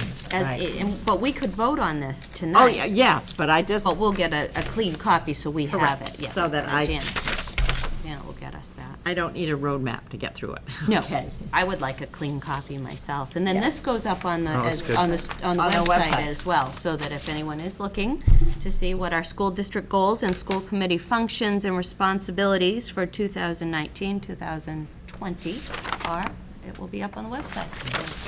So I'll just let you guys know, because I did talk to you after the meeting in July, and I Yep. talked to you, we exchanged notes. One of the questions I had was, do we need to put something in here about Foxborough Public Schools also being an employer of choice? Because clearly Being an employer of choice, because, the education, the teachers and the support staff are critical to the environment that our students, for student success, for communications and community relations. So the people that work here have a lot of places they could work. So is it a goal of ours to continue to make Foxborough a desirable school district to work in? And Amy said that she feels that's covered in other areas, and that's fine. But that was one of the things that typically I would look for, because it isn't just about, it's all the things that come together to make a good environment. So if it's covered other places, that's great. If it's not, and we feel like it should be in here in some way, either under a separate bullet or a separate section, then that's something that we could discuss. But you had said to me you felt it was covered, so. I'm glad you raised that, because I'm sorry. I do recall our conversation now, but it has been a while since we met in July. So I'm very glad you remembered that, and I knew you were going to talk to the superintendent. So you feel that we've already addressed that in Well, other I think areas? it's one of the things when we talk about a goal is something that we want to focus on, or is Right. it something that it's a way of doing business? It is what we believe, what we practice, and it's what we do. Right. So does it need to be stated if it's not a new goal? If it's not a new It's initiative? something that we continue to practice. I think that is a good point as well. Well, right, and the way we would look at it in other areas is you look at retention, right? So do we know what our retention rate is as far as voluntary people, The only ones that leave have Right. taken on either retirement Right. or some leadership position that is something that we may not offer, like, Right.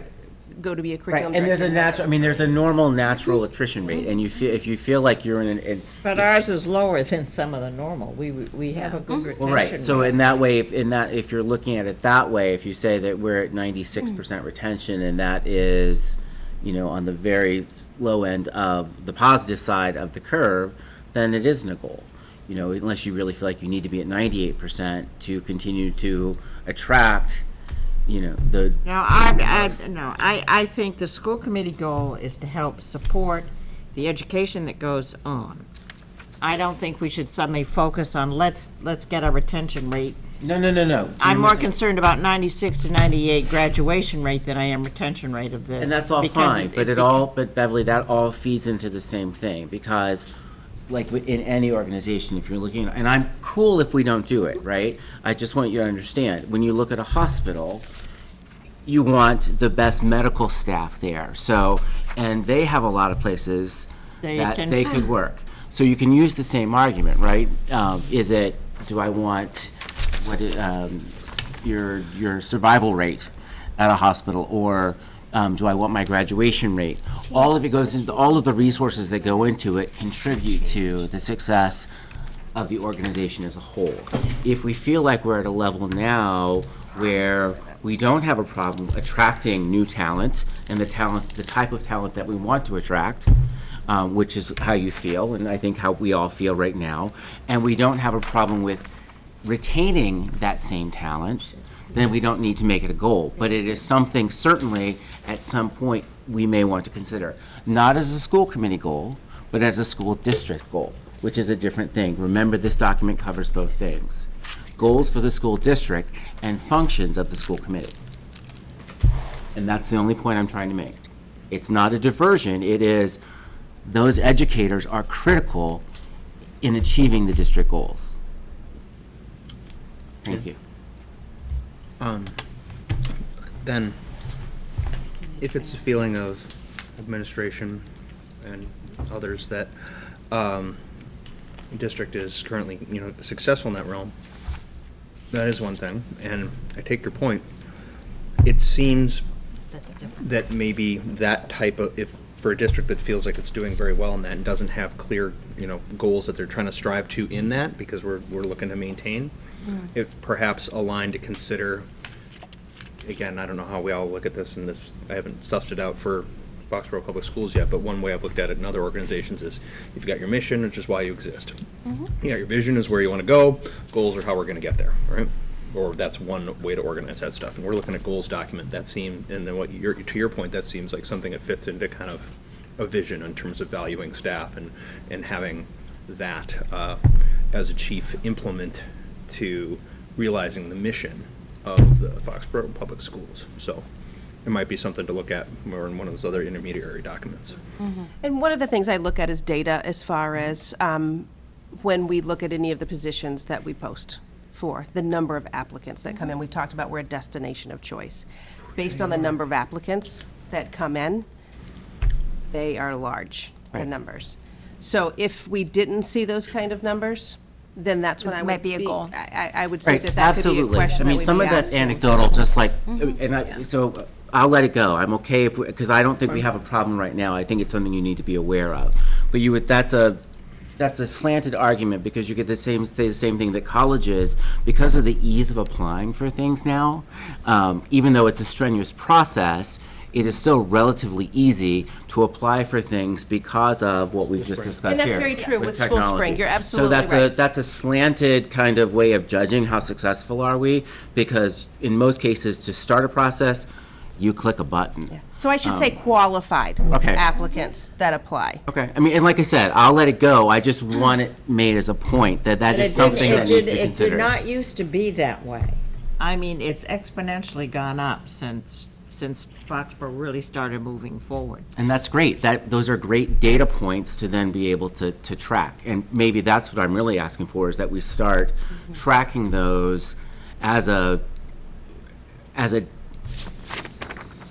conscious decision. Here's my suggestion, because I think this is a really good thought and a thoughtful discussion. Perhaps we could track some of this throughout the course of this year and revisit this point As its own next agenda summer. item. Well, I was going to say next summer, when we look to revise the goals for, because we do revise these yearly.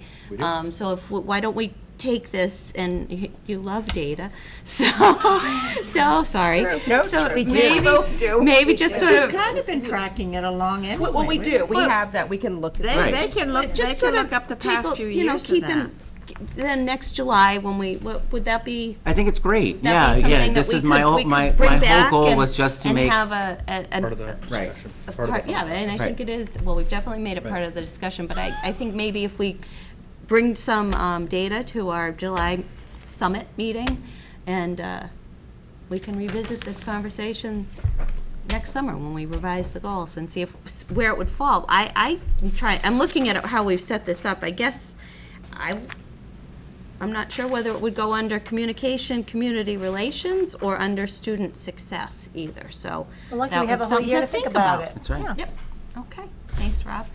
Allison had another point. There was that, one other yeah. bullet that didn't make it in, and we can decide if we want to keep it in. It was in section 2. We had talked about adding assess and explore current and emerging opportunities for authentic learning, and we had as an example Project Lead the Way.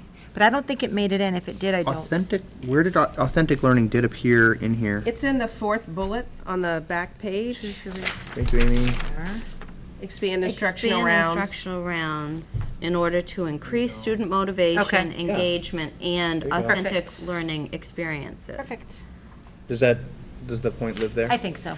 Okay. As long as we've got it in. No, we were trying to make sure that we had Yeah. authentic learning. in Yeah. Authenticity and relevance just keep coming up, so that's great. Thank you. Absolutely. Well, Thank you for indulging. if there's nothing else, Tina, can I make a motion? You certainly.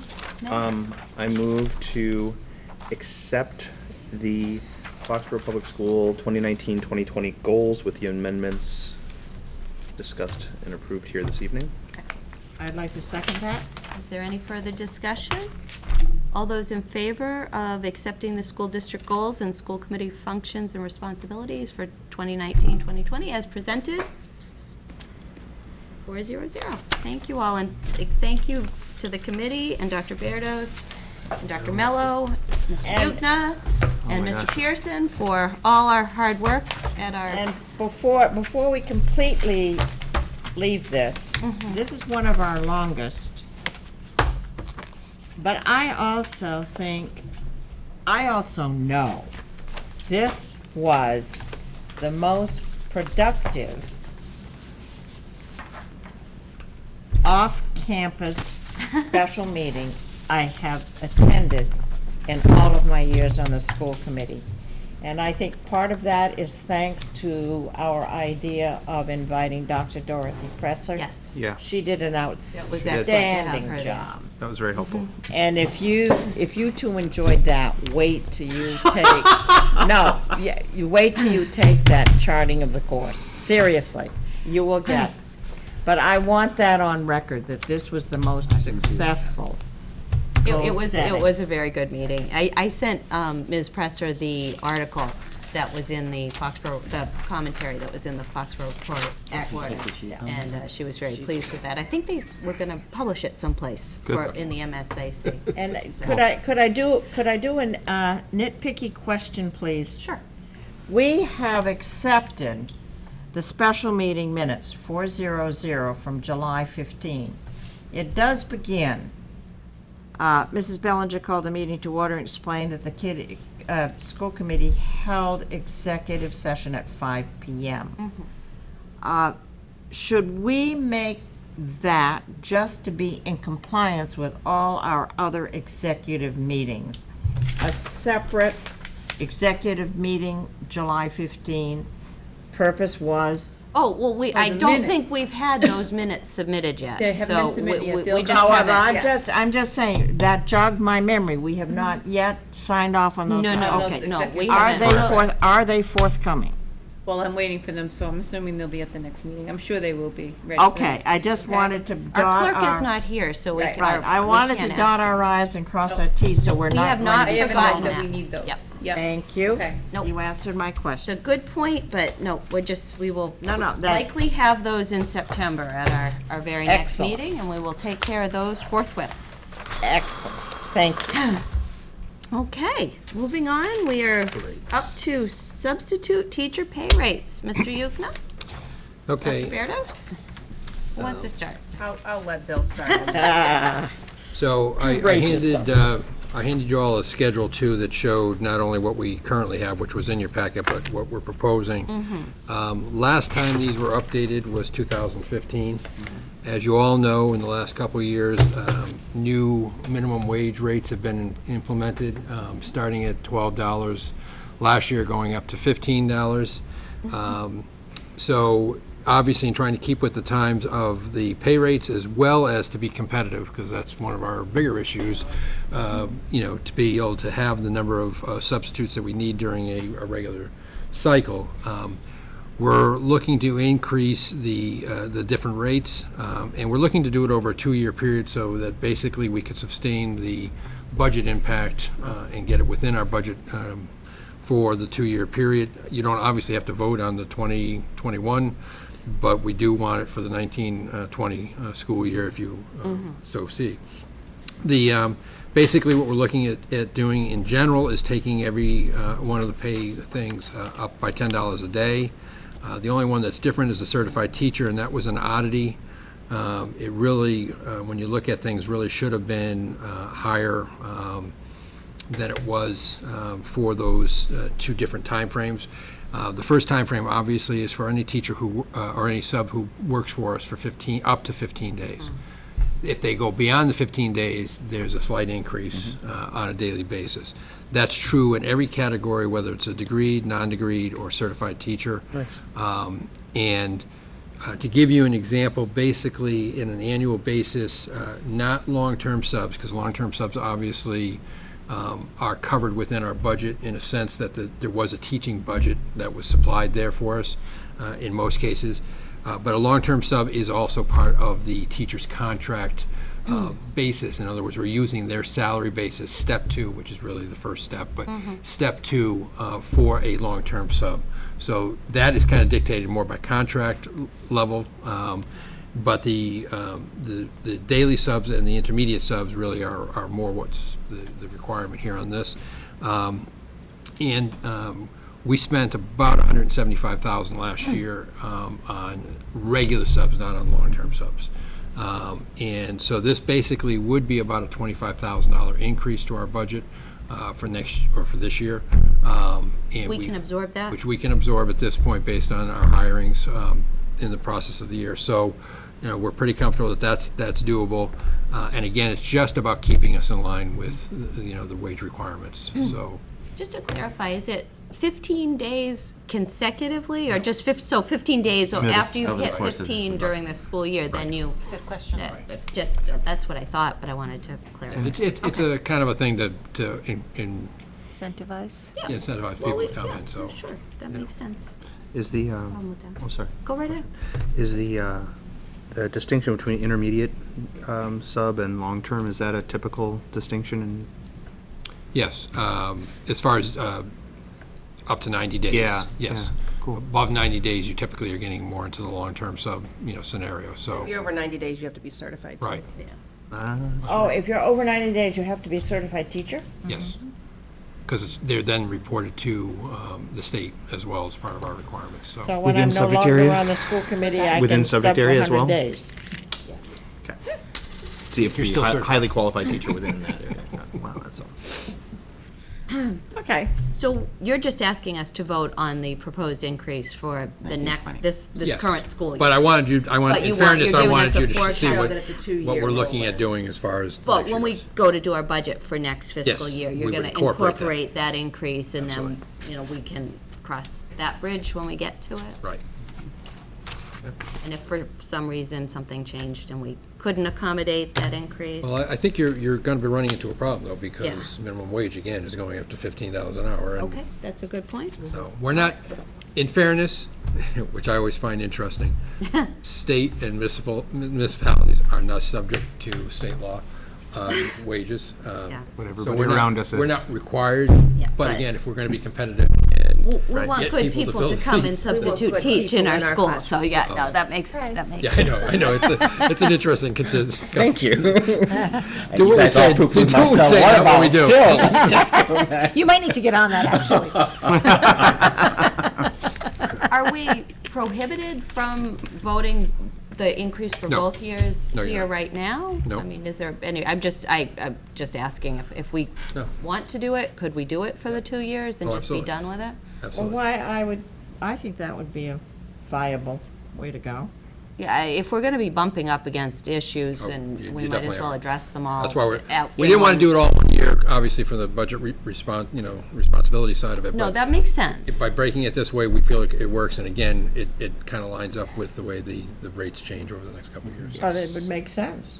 I Put it in think the so, but, two-year I'm, step. And then, and again, to your point, then, when we're budgeting, we know what we're you know, budgeting. Right, we've that's got true. to budget, yeah. Yeah. Okay. Are there any other questions? No. Does anyone want to make a motion? So I will make a motion that we adopt the proposed increases for the 2019-20 substitute teacher pay rates and 2019-20 school year pay rates and the 2020-2021 proposed changes to the substitute pay rates, substitute teacher pay rates. Second. Thank you. Is there any further discussion? All those in favor of adopting the new substitute teacher pay rates as proposed? 400. Thank you, Bill. Thank you, Amy. And thank you to our substitute teachers. Absolutely. Yes. Definitely. Thank you to everyone who subs. All right, moving on to policy. We have the first reading of some policies that Brent and Richard have been working on very Diligently. hard, yes, over the summer, and we really appreciate that. And I don't know, Dr. Berdos, do you want to say anything about these policies, or shall we let Brent start off? Well, Brent, would you like to start, or would you like me to give a little bit of background? I'm comfortable either way.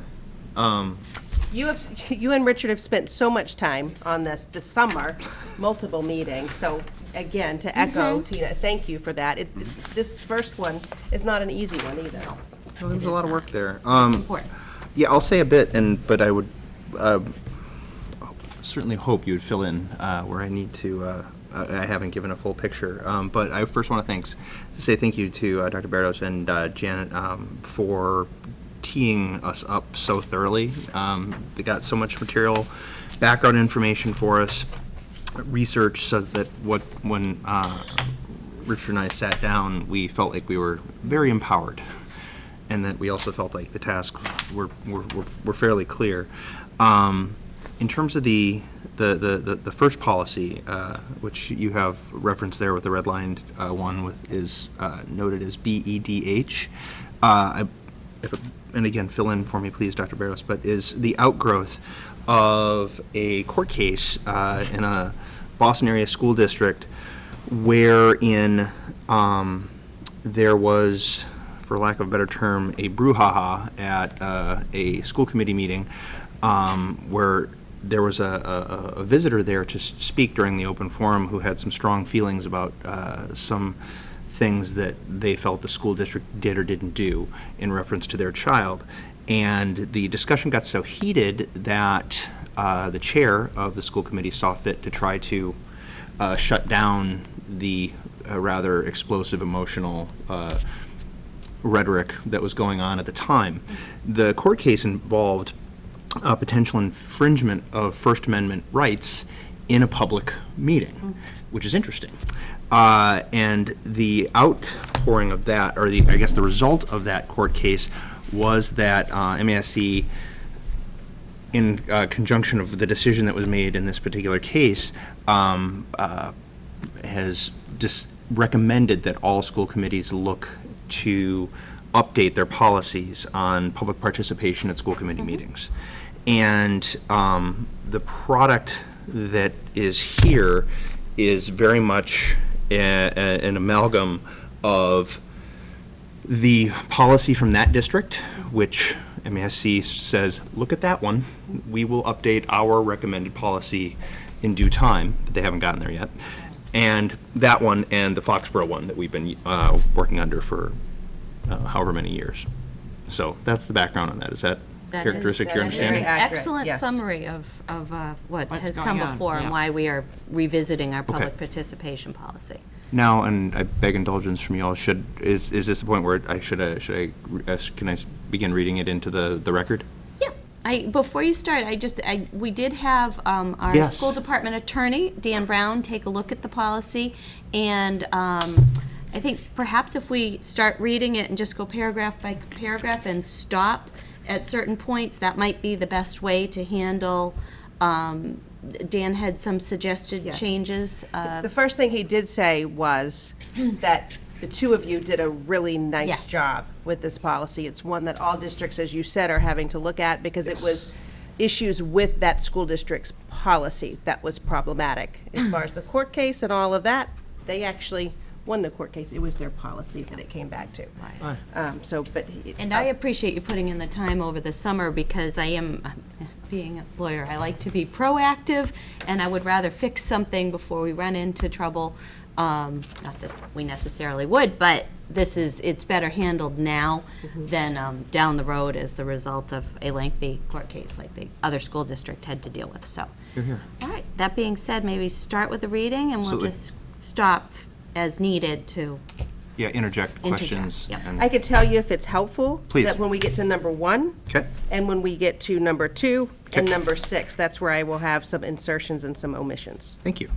All right.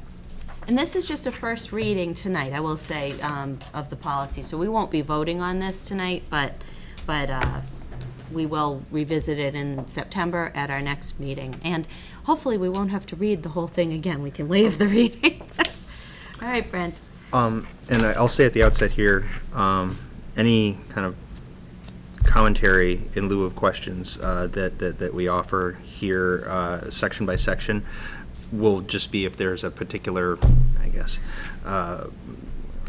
philosophical reason, consistent with what we believe the school committee and administration wanted for that. Otherwise, it is really simply combining what Foxborough had with the one from this other district that was subject to the court case. So, beginning, public participation at school committee meetings. All regular and special meetings of the Foxborough School Committee shall be open to the public. Executive sessions will be held only as prescribed by the statutes of the Commonwealth of Massachusetts.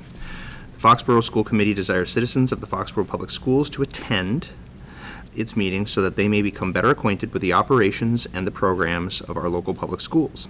In addition, the committee would like the opportunity to hear the wishes and ideas of the Foxborough school community on matters within the scope of the school committee's authority. These matters include the budget for Foxborough Public Schools, the performance of the superintendent, and the educational goals and policies of the Foxborough Public Schools. Okay there? In order that all members of the Foxborough school community who wish to be heard before the committee have a chance to ensure the ability of the committee to conduct the Foxborough Public Schools business in an orderly manner, the following rules and procedures are adopted consistent with state and federal free speech laws. Please. Do we need to say Foxborough School Community or just Foxborough Community? Because do you have to be a member of the school community? It's just a... I would say all members of the Foxborough community are members of our school community, but we could just strike school, and just I'd support that, it sounds more inclusive. And it is actually the truth, so, yeah. Okay. I think we could take school out. Thank you. But perhaps we should take it out. Where else do you see it? In the preceding paragraph, we say, to hear the wishes and ideas of the Foxborough school community. So maybe we should just say Foxborough community. Thank you. Okay. Lovely. Okay. Number 1. At the start of each regularly scheduled Foxborough School Committee meeting, individuals or group representatives will be invited to address the committee during the open public comment period. The open public comment period shall occur prior to discussion of agenda items unless the chair determines that there is a good reason for rearranging the order at that public meeting that is unrelated to deferring participation in the open public comment period. The chair shall determine the length of the public participation segment. So on that last sentence, to insert the word overall, so it would read, the chair shall determine the overall length of the public participation segment. As in The idea cumulative. here is that if you have anyone that are speaking to both sides, Right. that so you could say, as an example, we're going to let this go on for an hour, and if it goes past that, we'll table it to the next meeting. Or 20 minutes, or, So however. whatever Right. the amount of time is, you're able to stipulate what that overall time is. That makes sense? That's good. Thank you. The quick background there was, it is the history, and it's a nice one, of the school committee to refer to it as visitors, and ultimately, pending the court case, or because of that, it seemed that term was vague, that we'd like all visitors here, but a visitor doesn't necessarily have to be somebody who wishes to offer public comment. I actually think that people in our audience who are here for other reasons look a little confused, like, am I supposed to get up when we say, are there any visitors? They're like, is this my time that I should, and they're supposed to be here for agenda items. So I prefer open public comment. I think it's clear what it is intended for. Okay. Number 2, during the open public comment period, comments shall concern items that are not on the school committee's agenda, but which are within the scope of the school committee's authority. Therefore, any comments involving staff members or students must concern the educational goals and policies, the budget of the Foxborough Public Schools, or the performance of the superintendent. So on this one, to insert one sentence at the end of that, which would read, complaints against individual students or personnel not within the school committee's direct responsibility are not allowed. Say that one more time. Complaints against individual students or personnel not within the school committee's direct responsibility are not allowed. Okay. Got it. Because it's not really stated specifically, and now that states it there. That does state it, and that is clearly. Within school yeah, committee authority? Not within. Direct responsibility are not allowed. That's good, and that is from, That is directly from that is Dan from Brown. Dan Brown. Thank you. I think that clarifies it. That's good. Okay. That's good. Ready to move on? Yes. Number 3, speakers will be allowed up to 5 minutes to present their material. The chair may permit extension of this time limit. Speakers who require reasonable accommodation based on speech-related disability or who require language interpretation services may be allotted additional time.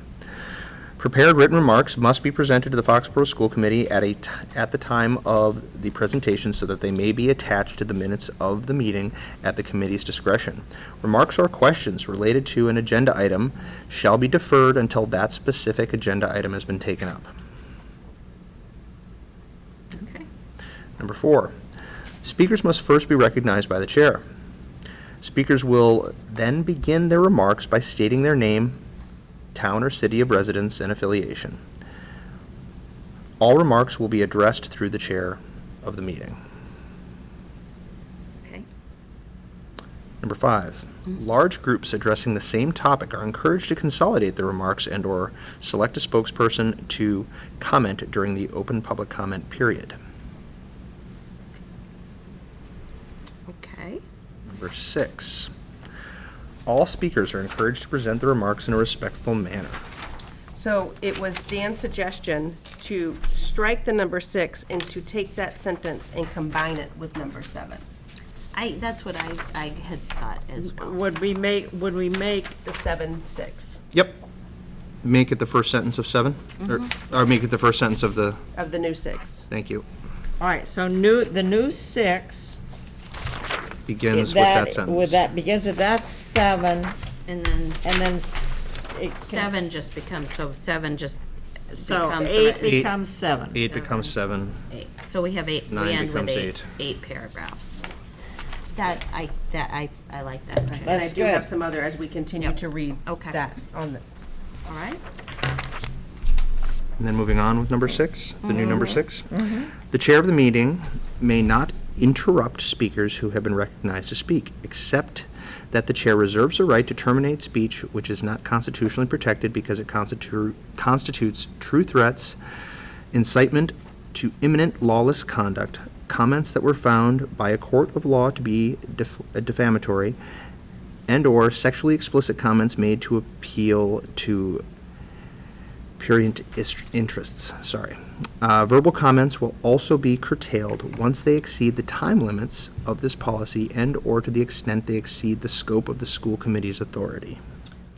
So if we can back it up, I have some omissions. So if we go back to the 3rd line where it says it constitutes true threats, to delete the word true. Okay, So it constitutes Threats. threats. thank you. Right? To eliminate incitement to imminent lawless conduct and replace with. Take all of that out. Imminent lawless conduct. Yes, and replace with comments likely to provoke a violent reaction. Okay, comments. Which is Yeah. much more Likely. user-friendly. To provoke They took A violent reaction. comments. That's good. What else? So then we would continue, so after that comma, comments that were found by a court of law to be defamatory, then to strike, and/or sexually explicit. Oh, thank The you. rest of that to the period, the end of that sentence, and Good. replace with All right. and/or obscene speech. Okay.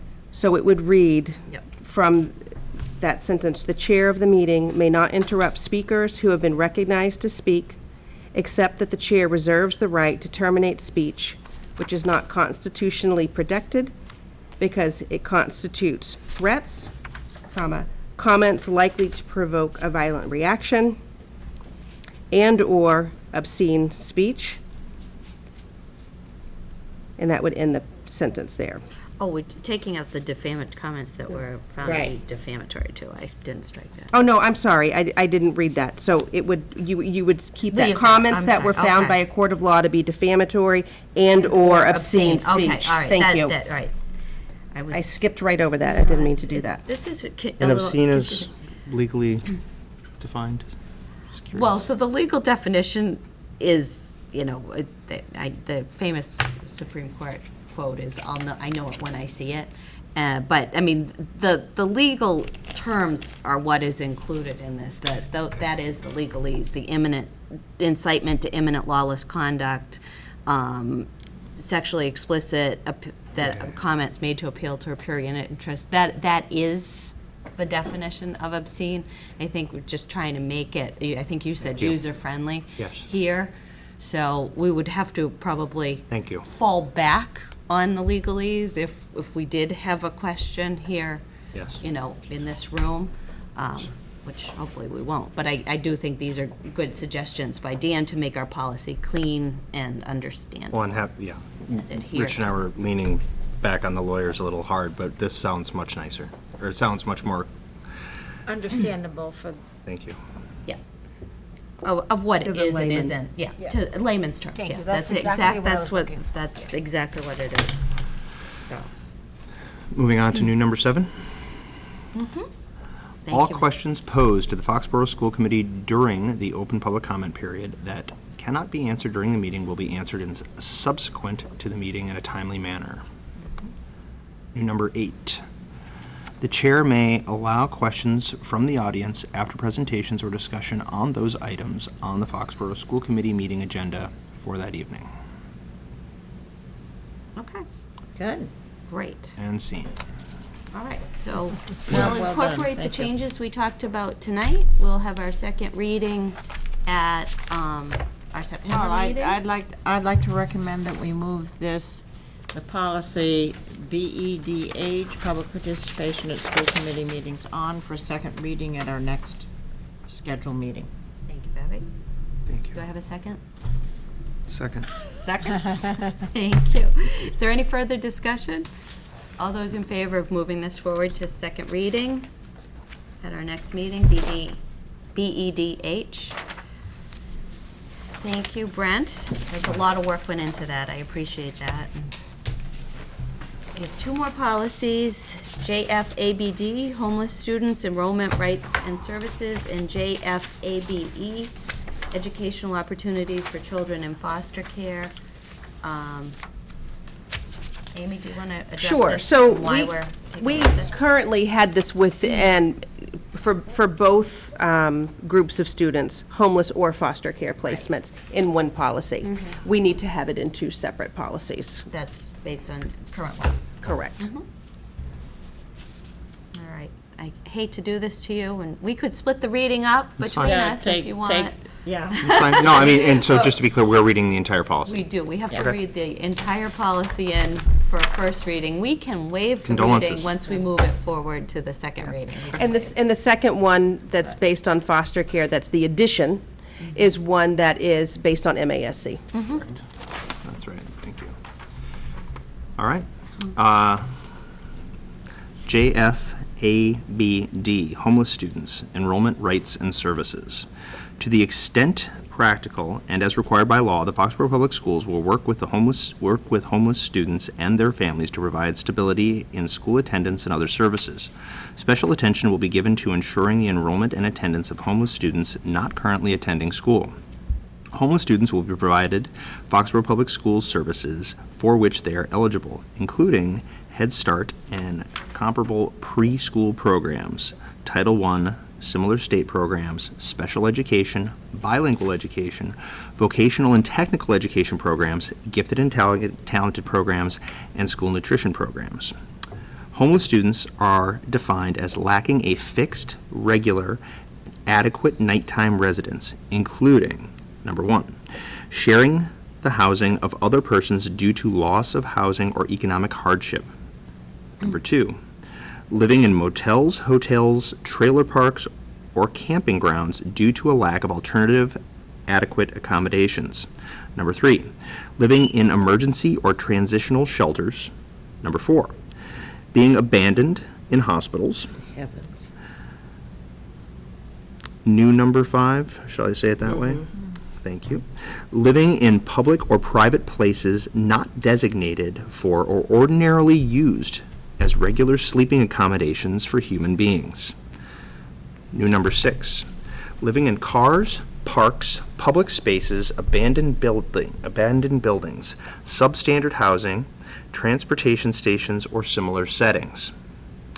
New number 7, migratory students living in conditions described in previous examples. The superintendent shall designate an appropriate staff person to be the Foxborough Public Schools homeless education liaison for homeless students and their families. To the extent feasible, homeless students will continue to be enrolled in their school of origin while they remain homeless or until the end of the academic year in which they obtain permanent housing. Instead of remaining in the school of origin, parents or guardians of homeless students may request enrollment in the school in the attendance area in which the student is actually living, or other schools. Attendance rights by living in attendance areas, other student assignment policies, or intra and inter-district choice options are available to homeless families on the same terms as families resident in Foxborough Public Schools. If there is an enrollment dispute, the student shall be immediately enrolled in the school in which the enrollment is sought, pending resolution of the dispute. The parent or guardian shall be informed of the Foxborough Public Schools decision and their appeal rights in writing. The Foxborough Public Schools liaison will carry out dispute resolution as provided by state rule. Unaccompanied youth will also be enrolled pending resolutions of the dispute. Before we turn the page, should we make that say the Foxborough Public Schools Homeless Education Liaison and just use the same Yep. terminology The full title. as up above? Second to last line you looking at? The second to last line, just to be Use the title? consistent and use that new title. Homeless Education Liaison. Yes, please. That's better. That's good. Continue, sorry to interrupt. How dare, that's- how that's dare you good. make it better? Sorry. Page 2. Once the enrollment decision is made, the school shall immediately enroll this student pursuant to Foxborough Public Schools policies. If the student does not have immediate access to immunization records, the student shall be admitted under a personal exception. Students and families should be encouraged to obtain current immunization records or immunizations as soon as possible. And the Foxborough Public Schools, Same thing. do you want to say it? Yes, homeless Homeless. education liaison. Homeless Education Liaison, we're adding those words. Liaison is directed to assist. Records from the student's previous school shall be requested from the previous school pursuant to Foxborough Public Schools policies. Emergency contact information is required at the time of enrollment consistent with Foxborough Public Schools policies, including compliance with state's address confidentiality program when necessary. Homeless students are entitled to transportation to their school of origin or the school where they are to be enrolled. If the school of origin is in a different district or a homeless student is living in another district but will attend his or her school of origin in this district, the districts will coordinate the transportation services necessary for the student or will divide the costs equally. The districts, do you want to use the title there too, Homeless folks? education, yep. I actually was wondering if this entire paragraph should move up under the paragraph that says the superintendent shall designate an appropriate staff person to be the Foxborough Public Schools Homeless Education Liaison, because Then it describes kinda their roles and describes all their responsibilities. roles, It's and defining the roles. It would make Yeah. more sense there than at So- the end, After the, after That wor- for homeless students and families. Yep. We could, I mean, then we could have defining the that, role. then the defining Yeah, that makes more paragraph sense. there. I All would right, say so which paragraph should be moved? The last paragraph. The last paragraph moved to Right here. right there. Right. Yep. Sounds, I'm good with that, if others as well. that's a good suggestion. I'm gonna proceed to read that paragraph. Yes, sorry, if that's I okay. didn't- I No, didn't there's mean no to get sorry, us off it's fine. That would have been the time to say it. The districts, and then we're using the, no. Are we gonna say the liaison with the capital, or we wanna use the whole title, since we just used it? I think if we just used it there, The liaison. we could just say Capital. liaison with capital. The liaison with capital, I think because. so, too. Yeah, that's fine. I agree. The liaison, capital, shall coordinate, is that okay? Liaison shall coordinate? Mm-hmm. Okay. The liaison shall coordinate with local social service agencies that provide services to homeless students and youths and their families, other school districts on issues of transportation and records transfers, and state and local housing agencies responsible for comprehensive housing affordability strategies. This coordination includes providing public notice of educational rights of homeless students in schools, family shelters, and soup kitchens. The liaison? Yeah. In capitals? Okay. The liaison will also review and recommend amendments to district policies that may act as barriers to the enrollment of homeless students. Okay. Legal references. All right. Thank you, Brent. Do we have a motion to move this forward to our? I'll make the motion to move JFABD, homeless students enrollment rights and services, to the second reading at our next scheduled Foxborough School Committee meeting in September. Thank you, Betty. Do I have a second? Second. Any further discussion? All those in favor of moving this policy forward? 400. Okay, one more. And I actually have no comments on this. Oh, gosh. I know, We'll believe it or find a way not. to generate some You never know what's gonna come up, but, collective wisdom. Oh, this one's brand new, yeah. You can tell it's shiny. like the floor out there.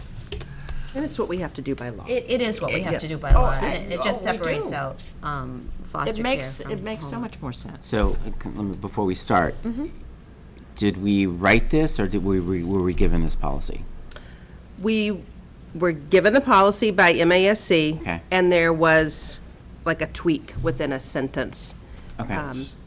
Like one sentence, I think, Okay. right, Brent? That was just the Yeah. one sentence. And I think it was honestly just making it, just make it cleaner More writing. understandable. Okay. What we have done before with some of the proposed ones, when they have done that, if we did not feel that it was in compliance with the way Foxborough wanted to operate, we could have made any change, Rob, in here. But the consensus apparently from the committee, and Dan looked this over, this works for us. Dan did not look Oh, this one? Dan did not Okay. look this one over. This one's There was directly from no- MASC. But any brand new one, and sometimes we just use it as take core ideas or phrases out and do it strictly to match Foxborough's philosophy. Thank you. You are welcome. And then also, if I could just, was it the case in the previous policy, kind of lumped these two groups Foster of care students together? in And this. actually, there are different services available and different expectations. spells So all it does that out. actually make practical sense to. Although in our case, it's the liaison is the same person for both, but it is the services and That things. are different. And in all these cases, I will say, owing to Rish's and Dr. Berdo's research, we had multiple other policies to look at that we actually, it was on, between 11 and 12 other districts' policies that we looked at. That's great. And just to see if there was any other Yeah, things we so- missed. Yeah. Thank you for the due diligence. I will Definitely. pass that on to Mr. Pearson, Absolutely. we owe him for that. All right. JFABE, Educational Opportunities for Children in Foster Care. This is a new policy proposal. The purpose of this policy is to ensure the educational stability of students in foster care and their equal access to the same free and appropriate public education through high school graduation as provided to other students as required by law. Educational stability has a lasting impact on students' academic achievement and well-being, and the school committee is committed to supporting district and community efforts to ensure that students in foster care have access to high-quality, stable educational experiences. Foster care students will continue to attend their school of origin unless, after a collaborative decision-making process, it is determined to be in the student's best interest to enroll in and attend school in the district in which a foster care provider or facility is located, if different. The law also requires that when it is not in the student's best interest to remain in the school of origin, the student is immediately enrolled and attending in a new school district, even if records normally required for enrollment cannot be quickly produced. Additionally, the law requires that the Department of Children and Families, DCF, the Department of Elementary and Secondary Education, DESE, and the school district to designate points of contact, and also that the district collaborate with DCF to ensure that students will receive transportation to the school of origin if needed. Please. I just want to ask a question, because there was language in the home list around school of origin versus school of address. Is that, if the language here is slightly different, do we need to, saying school of origin or attend school in the district, if they're not the same? So do they have the same choice, or is it school of origin? I think the McKinney-Vento law is different for the home, it protects Right. homeless students, it's different for foster Yeah. care. Okay. Yeah, it's really, and it really is pegged into where the other option is where their care facility Okay. would be. Is often a reason for a student transferring when they move into foster care or out. Best interest determination. Decisions about whether a student in foster care should continue to attend the school of origin should be made collaboratively by DCF, the student as appropriate, the student's family and or foster family, if different, the person authorized to make educational decisions on behalf of the student, the school and the district of origin, and, when different, the local district where the student is placed. Best interest determinations should focus on the needs of individual student and take into account a variety of factors. Every effort should be made to reach agreement regarding the appropriate school placement of a student in foster care.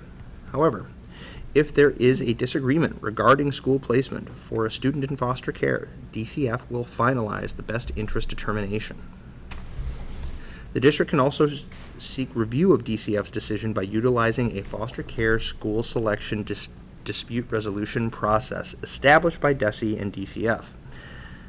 Decisions made through this process are not subject to review. Under the law, to promote educational stability, students should continue to attend their school of origin while best interest determinations are being made. Transportation. The District of Origin must collaborate with DCF on how transportation will be provided and arranged to ensure that students in foster care who need transportation to remain in their school of origin will receive such transportation while they are in foster care. Transportation options may include using Title I funds, establishing regional collaborations among districts, coordinating with existing routes for transportation, seeking help from foster parents, etc. Absent other agreements between the district and DCF, the District of Origin is responsible for providing transportation to and from the school of origin. Immediate enrollment.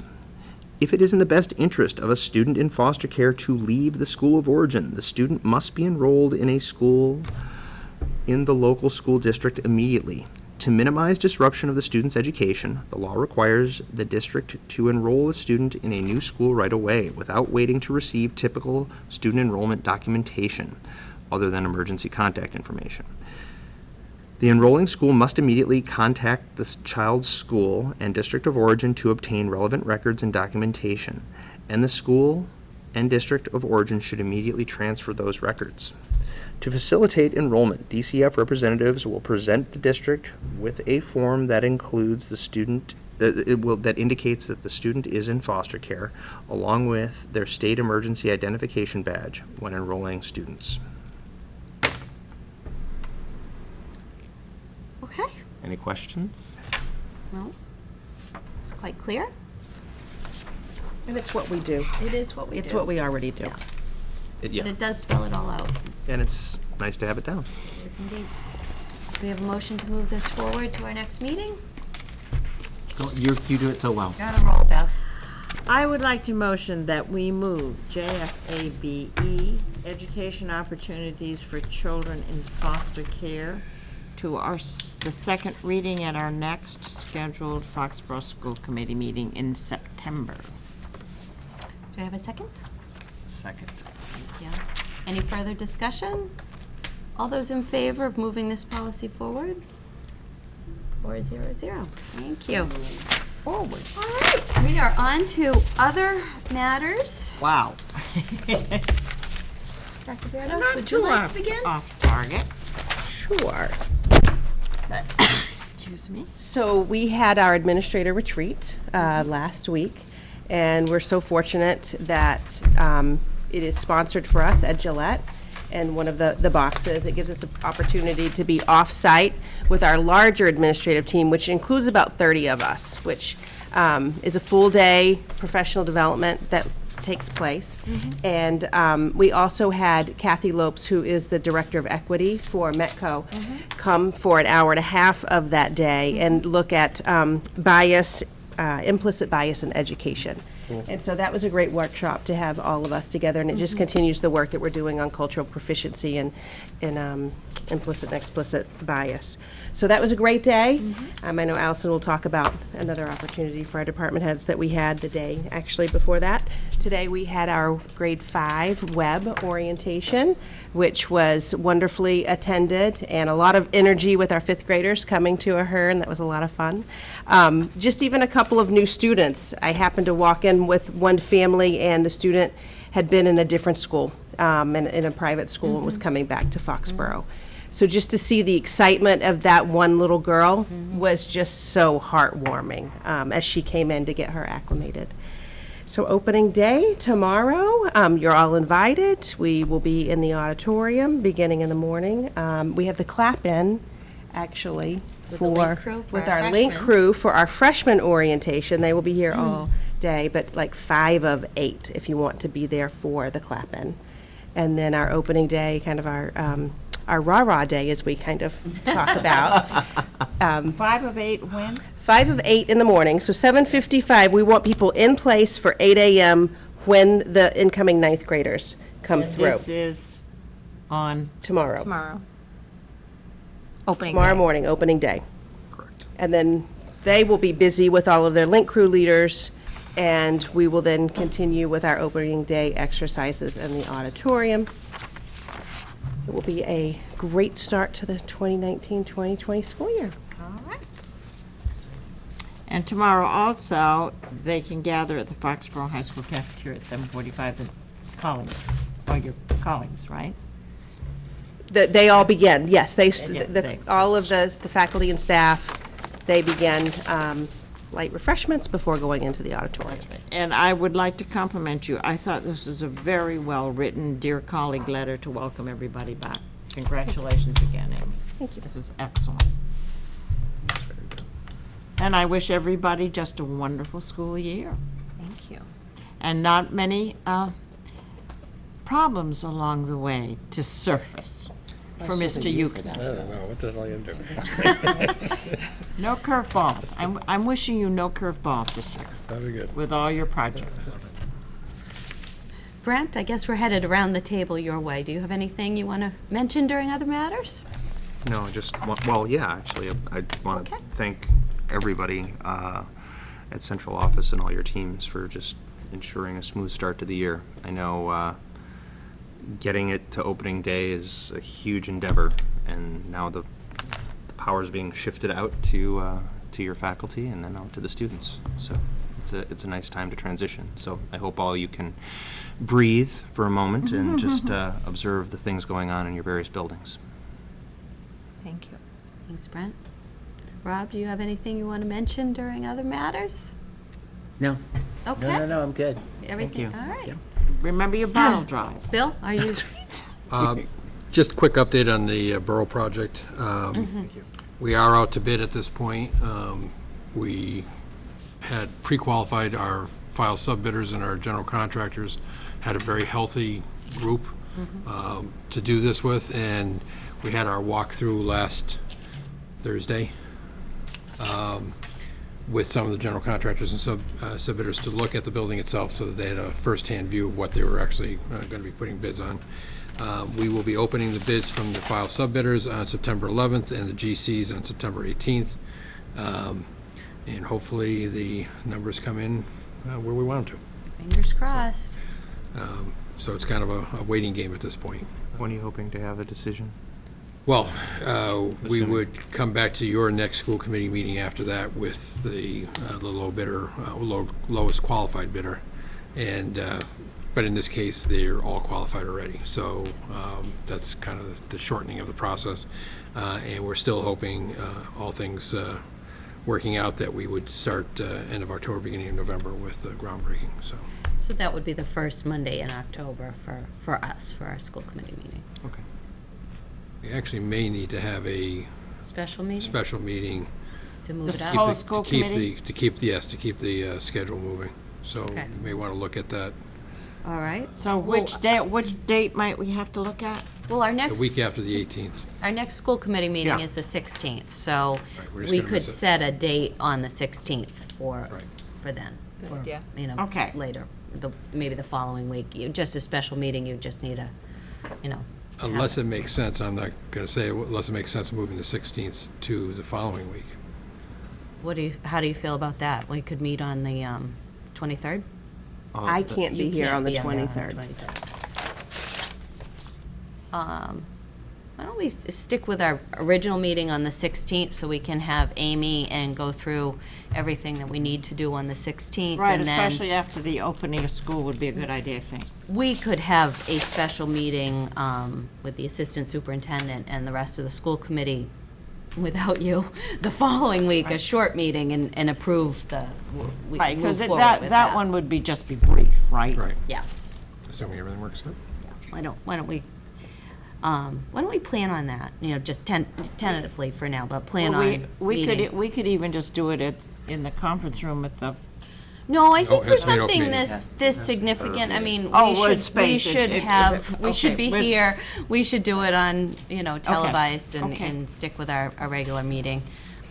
This is, you know, the borough project's a pretty big one, and I think we should stick with our regular process. right, and have everybody in the community aware of it, if they choose Exactly. to be aware of it. Precisely. Right. All right, Dr. Mello, do you have something to add for other matters? I have a couple things, but I'll be quick. We had a wonderful leadership seminar for our department heads on the day before our administrative retreat with Tony Bent. He's a retired superintendent who works with my assistant superintendent leadership group. They loved working with him, and it was a very productive day for them. We followed that up with our new teacher orientation and welcomed our 14 new teachers to Foxborough. And there were many comments about much of what we heard tonight, that people who've worked in other districts and who have a lot of experience, like, wow, is it always like this? Are people always this inclusive and friendly? And is it was nice to hear, because we think that, but then, you know, it's good to hear. And then this week, just to piggyback on what Amy was saying, having Kathy Lopes, keeping the conversation about equity going. We have John Safier coming with us on Thursday to talk to us about high expectations teaching for all students. Piggybacked with Dr. Kristen Rodriguez, who will be talking with us about universal design for learning, which goes very much to our DCAP and having accessibility for everybody. So we're keeping that going for our teachers because it will benefit our students. So we're very excited. We have a robust week ahead, and we all need to get our rest. That looks wonderful. And on that note, I have nothing further Nice to add. transition. You like that? That was a good transition? Nice Good. I have nothing transition. further to That add, and I was would be willing to entertain a motion to pretty adjourn. slick. Would anybody like to make a motion? To adjourn. I'll make a motion that we There you adjourn will. the meeting. Thank you, Rob. Second? I'll second. Thank you, Bevy. Any discussion? All those in favor? Zip. Good night, everybody. Good night.